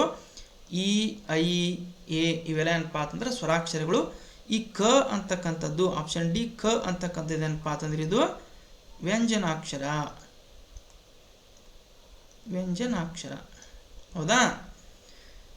ಇದಿಷ್ಟು 20 ಪ್ರಶ್ನೆಗಳಾದವು. ಮತ್ತು 3ನೇ ಸೆಟ್ಟನ್ನು ನೋಡೋಣ ಸ್ನೇಹಿತರೆ. 3ನೇ ಪ್ರಶ್ನೆ ಪತ್ರಿಕೆ ಸೆಟ್ನಲ್ಲಿ 1ನೇ ಪ್ರಶ್ನೆ, ಯೋಗವಾಹ ಎಂದರೆ? ಯೋಗವಾಹ ಎಂದರೆ ಜೊತೆಗೂಡಿ ಹೋಗುವುದು, ಬೇರೆ ಬೇರೆ ಹೋಗು, ಜೊತೆಗೂಡಿ ಬೇಡ, ಬೇರೆ ಇರು. ಯೋಗವಾಹ ಅಂದರೆ ಜೊತೆಗೂಡಿ ಇರೋದು, ಜೊತೆಗೂಡಿ ಹೋಗುವುದು. ಹೌದಾ? ಕನ್ನಡದಲ್ಲಿ ನಾವು ಯೋಗವಾಹಗಳನ್ನು 2 ನೋಡ್ತೀವಿ, ಬಿಂದು ಮತ್ತು ಅನುಸ್ವಾರ ಅಂತೇಳಿ. ಇವಕ್ಕೆ ಸ್ವತಂತ್ರವಾಗಿ ಏನಾಗಿಲ್ಲಪ್ಪ ಅಂತಂದ್ರೆ ಉಚ್ಚಾರಣೆ ಇರೋದಿಲ್ಲ. ಇವೇನು ಮಾಡಬೇಕು, ಬೇರೆ ಯಾವುದಾದ್ರೂ ಒಂದು ಅಕ್ಷರ ಜೊತೆಗೆ ಸೇರಿದಾಗ ಏನಾಗತ್ತಪ್ಪ ಅಂತಂದ್ರೆ ಇವುಗಳಿಗೆ ಅರ್ಥ ಬರೋದ್ರಿಂದ ಇದಕ್ಕೆ ಯೋಗವಾಹಗಳು ಅಂತ ಕರಿತೀವಿ. ಹಾಗಾದ್ರೆ ಜೊತೆಗೂಡಿ ಹೋಗುವುದು ಇದಕ್ಕೆ ಏನಾಗತ್ತಪ್ಪ ಅಂತಂದ್ರೆ ಸರಿಯಾದಂಥ ಉತ್ತರ ಆಗತ್ತೆ. ಹೌದಾ? ಇದಕ್ಕೇನಾದ್ರೂ ಅರ್ಥ ಐತಿಗ? ಇಲ್ಲ. ಅದೇ ರೀತಿ ಈಗ ಹಿಂಗೆ ನೋಡ್ರಿ, ಈಗೇನಾಗ್ತದು ಅಮ್ಮಾತ್, ಅವಾಗ ಏನಾಗ್ತದಕ್ಕೆ ಇದಕ್ಕೊಂದು ಉಚ್ಚಾರಣೆ ಬಂತು, ಬೆಲೆ ಬಂತು. ಹಾಗಾಗಿ ಇದಕ್ಕೂ ಕೂಡ ಇಲ್ಲಿ ಕ ಬರಿ ಕಹ ಆಗತ್ತೆ. ಅವಾಗ ಏನಾಗತ್ತಪ್ಪ ಅಂತಂದ್ರೆ ಇದಕ್ಕೊಂದು ಸರಿಯಾದಂಥ ಒಂದು ಅರ್ಥಪೂರ್ಣವಾಗಿರ್ತಕ್ಕಂಥ ಒಂದು ಅರ್ಥ ಬರೋದ್ರಿಂದ ಇದಕ್ಕೆ ನಾವೇನು ಕರಿತೀವಪ್ಪ ಅಂತಂದ್ರೆ ಯೋಗವಾಹ ಅಂತ ಕರಿತೀವಿ. ಯೋಗವಾಹ ಅಂತಂದ್ರೆ ಜೊತೆಗೂಡಿ ಹೋಗುವುದು. ಇನ್ನು 2ನೇ ಪ್ರಶ್ನೆ, ಅರ್ಹ ಪದದ ವಿರುದ್ಧ ಪದ. ಅರ್ಹ ಅಂತಕ್ಕಂಥ ಪದಕ್ಕೆ ವಿರುದ್ಧ ಪದ ಯಾವುದು? ಅನೇಕ ಆಗುತ್ತೋ, ಅರ್ಹತೆ ಆಗುತ್ತೋ, ಅನರ್ಹ ಆಗುತ್ತೋ, ಅಥವಾ ಮತ್ತು ಅನೇಕ ಅಂತ ಕೊಟ್ಟಿದೆ. ಇದಕ್ಕೆ ಸರಿಯಾದಂಥ ಉತ್ತರ ಅರ್ಹ ಪದದ ವಿರುದ್ಧ ಪದ ಅನರ್ಹ. ಅರ್ಹ ಮತ್ತು ಅನರ್ಹ ಇವೆರಡು ಏನಪ್ಪ ಅಂತ ವಿರುದ್ಧ ಪದಗಳು. ಇನ್ನು 3ನೇ ಪ್ರಶ್ನೆ, ರಾಮನನ್ನು ಈ ಪದದಲ್ಲಿರುವ ವಿಭಕ್ತಿ ಪ್ರತ್ಯಯದಲ್ಲಿರುವ ಆಗಬೇಕಾಗಿತ್ತು. ಇರಲಿ, ರಾಮನನ್ನು ಈ ಪದದಲ್ಲಿರ್ತಕ್ಕಂಥ ವಿಭಕ್ತಿ ಪ್ರತ್ಯಯ ಯಾವುದು? ಪ್ರತ್ಯಯ ಕೇಳಾಕತ್ತಾರೆ. ಹೌದಾ? ವಿಭಕ್ತಿ ಯಾವುದು ಹೇಳಿ ನೋಡೋಣ. ರಾಮನನ್ನು ಅಂತಕ್ಕಂಥ ಪದದಲ್ಲಿರ್ತಕ್ಕಂಥ ವಿಭಕ್ತಿ ಯಾವುದಂತ ನೋಡಿದಾಗ ದ್ವಿತೀಯ ವಿಭಕ್ತಿ. ದ್ವಿತೀಯ ವಿಭಕ್ತಿಯ ಪ್ರತ್ಯಯ ಯಾವುದು ಅಂತ ಕೇಳಿದಾಗ ನಣ್ಣುನೋ ರಾಮನೋ ಅಣ್ಣುನೋ ರಾಮನ. ರಾಮನನ್ನು ಪದದಲ್ಲಿರ್ತಕ್ಕಂಥ ವಿಭಕ್ತಿ ಪ್ರತ್ಯಯ ಯಾವುದಪ್ಪ ಅಂತಂದ್ರೆ ಅಣ್ಣು. ದ್ವಿತೀಯ ವಿಭಕ್ತಿಯ ಪ್ರತ್ಯಯ ಅಣ್ಣು. ಹೌದಾ? ಹಾಗಾಗಿ ಬಿ ಇದಕ್ಕೆ ಏನಾಗುತ್ತೆ ಅಂದರೆ ಸರಿಯಾದಂಥ ಉತ್ತರ ಆಗುತ್ತೆ. 4ನೇ ಶಪಥ ಪದದ ಸಮಾನಾರ್ಥಕ ಪದ. ಶಪಥ ಪದದ ಸಮಾನಾರ್ಥಕ ಪದ ಯಾವುದು? ಪ್ರತಿಜ್ಞೆನೋ, ಹೇಳುನೋ, ಕೇಳುನೋ, ತಿಳಿನೋ. ಶಪಥ ಮಾಡ್ತೀರಿ ಗೊತ್ತಾ ನೀವೆಲ್ಲರೂ? ಹಾಗಾದರೆ ಶಪಥ ಪದದ ಅರ್ಥ ಏನಪ್ಪ ಅಂತಂದ್ರೆ ಪ್ರತಿಜ್ಞೆಯನ್ನು ಮಾಡ್ತಿರ್ತೀವಿ ನಾವು ಶಾಲೆಯಾಗೆಲ್ಲ. ಹಾಗಾಗಿ ಅದಕ್ಕೆ ಏನಂತ ಕರಿತೀವಿ ನಾವು? ಶಪಥ ಅಂತ ಕೂಡ ಕರಿತಾ ಬರ್ತೀವಿ. ಇನ್ನು 5ನೇ ಪ್ರಶ್ನೆ, ಕನ್ನಡದಲ್ಲಿ ಅವರ್ಗೀಯ ವ್ಯಂಜನಗಳ ಸಂಖ್ಯೆ. ವರ್ಣಮಾಲೆಯನ್ನು ಓದುವಾಗ ನೀವೆಲ್ಲ ತಿಳ್ಕೊಂಡಿರ್ತೀರಿ, ಹೌದಾ? ವ್ಯಂಜನಗಳಲ್ಲಿ 2 ಪ್ರಕಾರ ಬರ್ತಾವ, ವರ್ಗೀಯ ವ್ಯಂಜನ ಮತ್ತು ಅವರ್ಗೀಯ ವ್ಯಂಜನ ಅಂತೇಳಿ. ಕನ್ನಡದಲ್ಲಿ ಅವರ್ಗೀಯ ವ್ಯಂಜನಗಳ ಸಂಖ್ಯೆ ಎಷ್ಟು ಅಂತ ಕೇಳಿದಾರೆ. ಸರಿಯಾದಂಥ ಉತ್ತರ ತಮಗೆಲ್ಲ ಗೊತ್ತಿರ್ತತಿ. Option C 9. 9 ಕನ್ನಡದಲ್ಲಿ ಅವರ್ಗೀಯ ವ್ಯಂಜನಗಳದಾವ. ಇನ್ನು ವರ್ಗೀಯ ವ್ಯಂಜನಗಳ ಸಂಖ್ಯೆ ಎಷ್ಟು?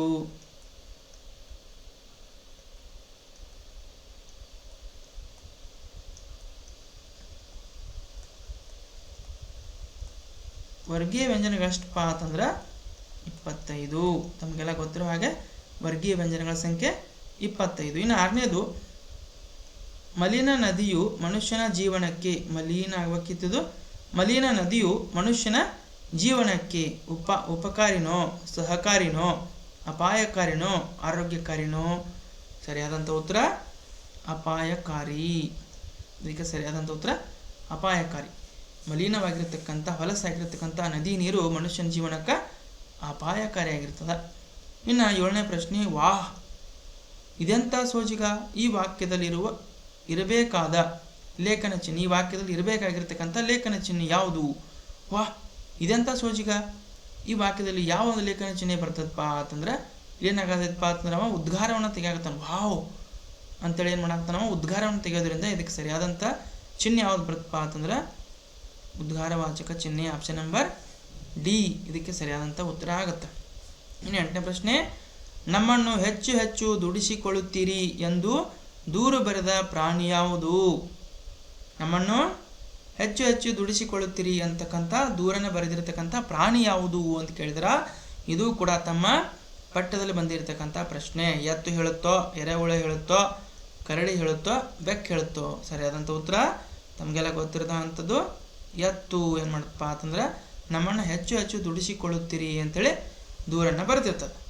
ಇನ್ನು ಇಲ್ಲಿ ಏನು ಮಾಡಿದಾರಪ್ಪ ಅಂತಂದ್ರೆ 9ನೇ ಪ್ರಶ್ನೆ, ತಳಿರು ತೋರಣ ಜೋಡಿ ನುಡಿಗಳು ಅಥವಾ ಜೋಡಿ ಪದಗಳಂತೇನು ಕರಿತೀವಿ ಅವುಗಳನ್ನು ಕೊಟ್ಟಿದ್ದಾರೆ. ತಳಿರು ತೋರಣ ಜೋಡಿ ಪದ ಬಳಸ್ತೀವಿ. ಇನ್ನು ಹಾದಿಗೆ ಯಾವ ಒಂದು ಜೋಡಿ ಪದ ಬಳಸ್ತೀವಿ ಅಂತ ಕೇಳಕತ್ತಾರ. ದಾರಿ ಬಳಸ್ತೀವೋ, ರಸ್ತೆ ಬಳಸ್ತೀವೋ, ಬೀದಿ ಬಳಸ್ತೀವೋ, ಓಣಿ ಬಳಸ್ತೀವಿ? ಸರಿಯಾದಂಥ ಉತ್ತರ ಬೀದಿ. ಹಾದಿ ಬೀದಿ, ತಳಿರು ತೋರಣ, ಮಣಿಗಿನಿ, ಹೊಲಾಗಿಲ, ಈಗ ನಾವು ಜೋಡಿ ಪದಗಳನ್ನು ಬಳಸ್ತಿರ್ತೀವಲ್ಲ ಅದೇ ರೀತಿಯಾಗಿ ಹಾದಿ ಬೀದಿ ಅಂತೇಳಿ ಏನು ಮಾಡ್ತೀವಿ ಅಂತ ನಾವು ಬಳಸ್ತೀವಿ. ಮನ್ಯಾಗ ಅಂತಿರ್ತಾರೆ ನೋಡಿ, ಹಾದಿ ಬೀದಿ ತಿರ್ಗಾಕ್ ಹೋಗ್ಬೇಡ ಅಂತೇಳಿ, ಹೌದಾ? ಇದೇ ಜೋಡಿ ನುಡಿಗಳನ್ನು ನಾವು ಇಲ್ಲಿ ಬಳಸ್ತೀವಿ. ಇನ್ನು 10ನೇ ಪ್ರಶ್ನೆ, ಯೋಗವಾಹಗಳಲ್ಲಿ ಎಷ್ಟು ವಿಧ? ಯೋಗವಾಹಗಳಲ್ಲಿ ಎಷ್ಟು ವಿಧಪ್ಪ ಅಂತಂದ್ರೆ ಆಪ್ಷನ್ ಬಿ ಸರಿಯಾದಂಥ ಉತ್ತರ 2. ಯಾವ್ಯಾವು ಅವು? ಅನುಸ್ವಾರ,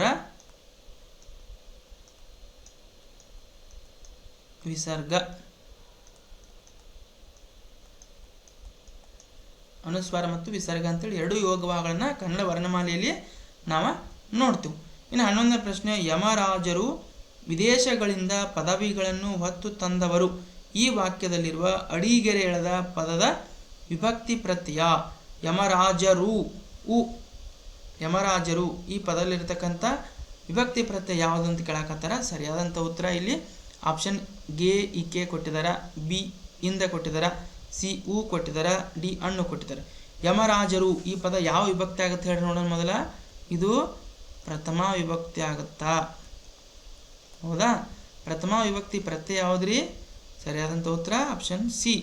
ಪ್ರಥಮ ವಿಭಕ್ತಿಯ ಪ್ರತ್ಯಯ ಯಾವುದಪ್ಪ ಅಂತಂದ್ರೆ ಪ್ರಥಮ ಉ. ಹಾಗಾಗಿ ಈ ಒಂದು ಪ್ರಶ್ನೆಗೆ ಉ ಏನಾಗುತ್ತೆ ಅಂದ್ರೆ ಸರಿಯಾದಂಥ ಉತ್ತರ ಆಗುತ್ತದೆ. ಇನ್ನು 12ನೇದು, ಕಾಯಕವೇ ಕೈಲಾಸ ಎಂದು ಹೇಳಿದವರು ಯಾರು?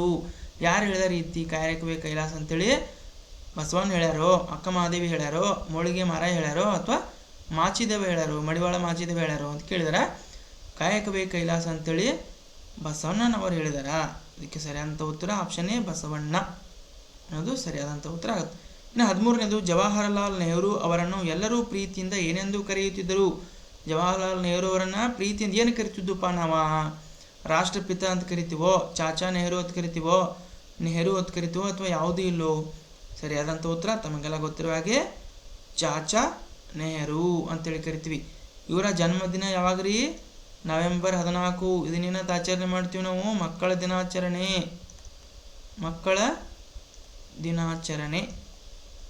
ಮಕ್ಕಳ ದಿನಾಚರಣೆ ಅಂತೇಳಿ ಏನು ಮಾಡ್ತೀವಿ? ಇದನ್ನು ನಾವು ಆಚರಣೆ ಮಾಡ್ತೀವಿ. ಇನ್ನು 14ನೇ ಪ್ರಶ್ನೆ, ಡ್ರೈವರ್ ವಾಹನವನ್ನು ಚಲಿಸುವನು ಈ ವಾಕ್ಯದಲ್ಲಿರುವ ಕ್ರಿಯಾಪದ. ಡ್ರೈವರ್ ವಾಹನವನ್ನು ಚಲಿಸುವನು ಈ ವಾಕ್ಯದಲ್ಲಿರ್ತಕ್ಕಂಥ ಕ್ರಿಯಾಪದ ಯಾವುದೊಂದು ಕೇಳಕತ್ತಾರ. ಚಲಿಸುವನು, ವಾಹನ, ಡ್ರೈವರ್ ಮತ್ತು ಚಲಿಸುವಂತಿದೆ. ಈ ಒಂದು ವಾಕ್ಯ ಇರತಕ್ಕಂಥ ಕ್ರಿಯಾಪದ ಚಲಿಸುವನು. ಸರಿಯಾದಂಥ ಉತ್ತರ ಚಲಿಸುವನು ಆಗ್ತದೆ. ಇನ್ನು 15ನೇ ಪ್ರಶ್ನೆ, ಕೊಟ್ಟಿರುವ ಪದ ಬಳಸಿ ಅರ್ಥಪೂರ್ಣ ವಾಕ್ಯ ರಚಿಸಿರಿ. ಇಲ್ಲಿ ಕೆಲವೊಂದಿಷ್ಟು ಪದಗಳನ್ನು ಕೊಟ್ಟಾರ, ಅವು ಹಿಂದೆ ಮುಂದೆ ಕೊಟ್ಟಾರ. ಅದನ್ನೇನು ಮಾಡೋದಪ್ಪ ಅಂತಂದ್ರೆ ಅರ್ಥಪೂರ್ಣವಾಗಿರತಕ್ಕಂಥ ವಾಕ್ಯ ರಚನೆ ಮಾಡಿರಿ ಅಂತ ಹೇಳಿದ್ರು. ನೋಡ್ರಿ, ಒಂದು ಜನಪ್ರಿಯ, ಮಲ್ಲಜ್ಜಿಯ ಮಳೆಗೆ, ಇದ್ದಂತೆ, ಜನತಾ ನ್ಯಾಯಾಲಯ. ಇಲ್ಲೇನು ಮಾಡ್ಬೋದು ನಾವು? ಮಲ್ಲಜ್ಜಿಯ ಮಳೆಗೆ ಮೊದಲು ಇದನ್ನು ಬರಿಬೋದಾ? ಇಲ್ಲಿ ಬರಿ ನೋಡ್ರಿ.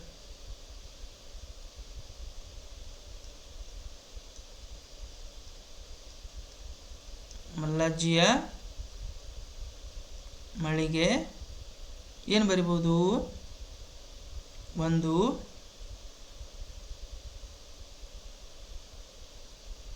ಒಂದು ಜನಪ್ರಿಯ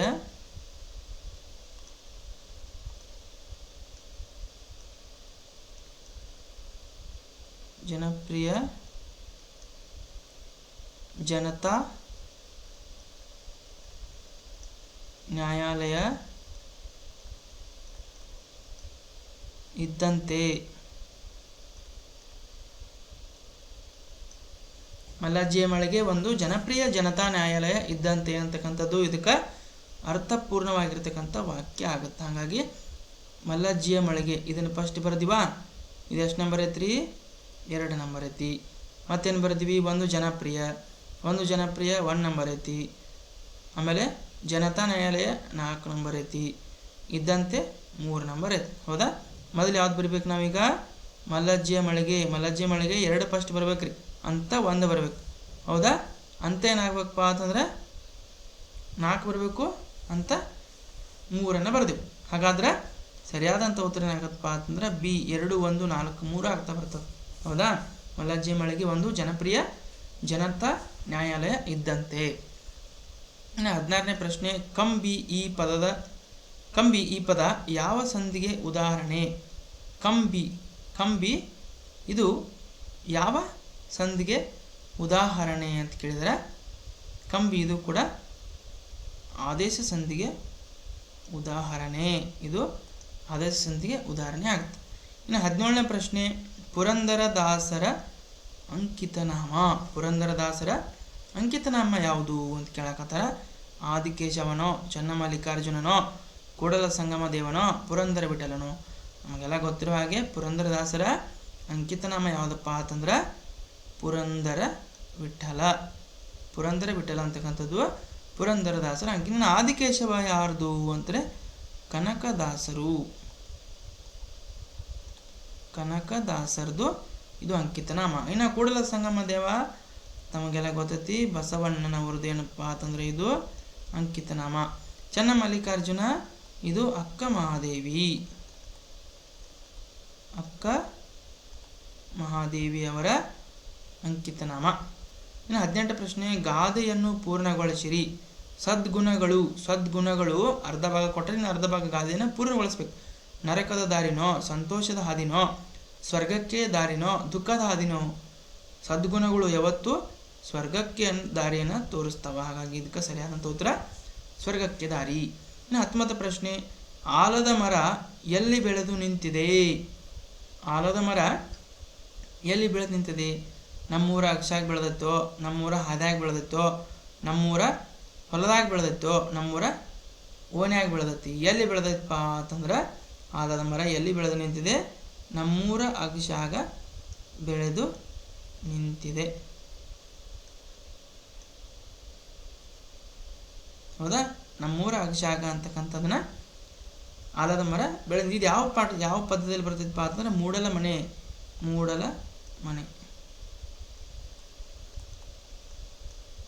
ಮನೆ ಪದ್ಯದಲ್ಲಿ ಬರ್ತಕ್ಕಂಥ ಒಂದು ವಾಕ್ಯ ಇದು. ಇನ್ನು ಯಾರು ಬರ್ದಾರಪ್ಪ ಅಂತಂದ್ರೆ ಚಂದ್ರಶೇಖರ ಕಂಬಾರ ಅವ್ರು ಏನು ಮಾಡ್ತಾರ ಅಂತಂದ್ರೆ ಈ ಒಂದು ಪದ್ಯವನ್ನು ಬರೆದಾರ. ಹೌದಾ? ಇನ್ನು 20ನೇ ಪ್ರಶ್ನೆ, ಮ್ಯಾಲ ಈ ಪದದ ಗ್ರಾಂಥಿಕ ರೂಪ. ಮ್ಯಾಲ ಅಂತಕ್ಕಂಥ ಈ ಪದದ ಗ್ರಾಂಥಿಕ ರೂಪ ಅಂತಂದರೆ ಪುಸ್ತಕದಲ್ಲಿ ಬಳಸ್ತಕ್ಕಂಥ ಭಾಷೆಯ ರೂಪ ಅಂತೇಳಿ ನೋಡ್ತಾ ಬರ್ತೀವಿ. ಮ್ಯಾಲ ಅಂತಕ್ಕಂಥ ಪದಕ್ಕೆ ನಾವು ಗ್ರಾಂಥಿಕವಾಗಿ ಏನು ಬಳಸ್ತೀವೋ, ಮ್ಯಾಗ ಬಳಸ್ತೀವೋ, ಮ್ಯಾಲೆ ಬಳಸ್ತೀವೋ, ಮೇಘ ಬಳಸ್ತೀವೋ ಅಥವಾ ಮೇಲೆ ಬಳಸ್ತಾರೆ. ಅದಂಥ ಉತ್ತರ ಮ್ಯಾಲ ಅಂತಂದ್ರೆ ಗ್ರಾಂಥಿಕ ರೂಪ ಮೇಲೆ ಅಂತಕ್ಕಂಥದ್ದು ಇದಕ್ಕೆ ಸರಿಯಾದಂಥ ಉತ್ತರ ಆಗುತ್ತೆ. ವಿದ್ಯಾರ್ಥಿಗಳೇ, ಇಲ್ಲಿ ಸ್ವಲ್ಪ ಬದಲಾವಣೆ ಇರಲಿ. ನಮ್ಗೆ ಗೊತ್ತಿರೋ ಹಾಗೆ ಇಲ್ಲಿ ಒಂದು ಪ್ರಶ್ನೆ ಬಂದಿತ್ತು. ಇಲ್ಲಿ ನೋಡ್ರಿ, ಕಾವ್ಯಾನಂದ ಎಂದು ಕರೆಯುವ ಸಾಹಿತ್ಯ ಯಾರು ಅಂತೆ? ಸಿದ್ದಯ್ಯ ಪುರಾಣಿಕ ಅಂತ ಹೇಳಿದ್ವಿ. ಇದು ಮೂಡಲ ಮನೆಯಲ್ಲ, ಅವರು ಬರೆದಿರ್ತಕ್ಕಂಥ ಪದ್ಯ ಮೂಡಲ ಮನೆಯಲ್ಲ, ಅವ್ರು ಬರೆದಿರ್ತಕ್ಕಂಥ ಪದ್ಯ ಯಾವತ್ತಪ್ಪ ಅಂತಂದ್ರೆ ಮಗುವಿನ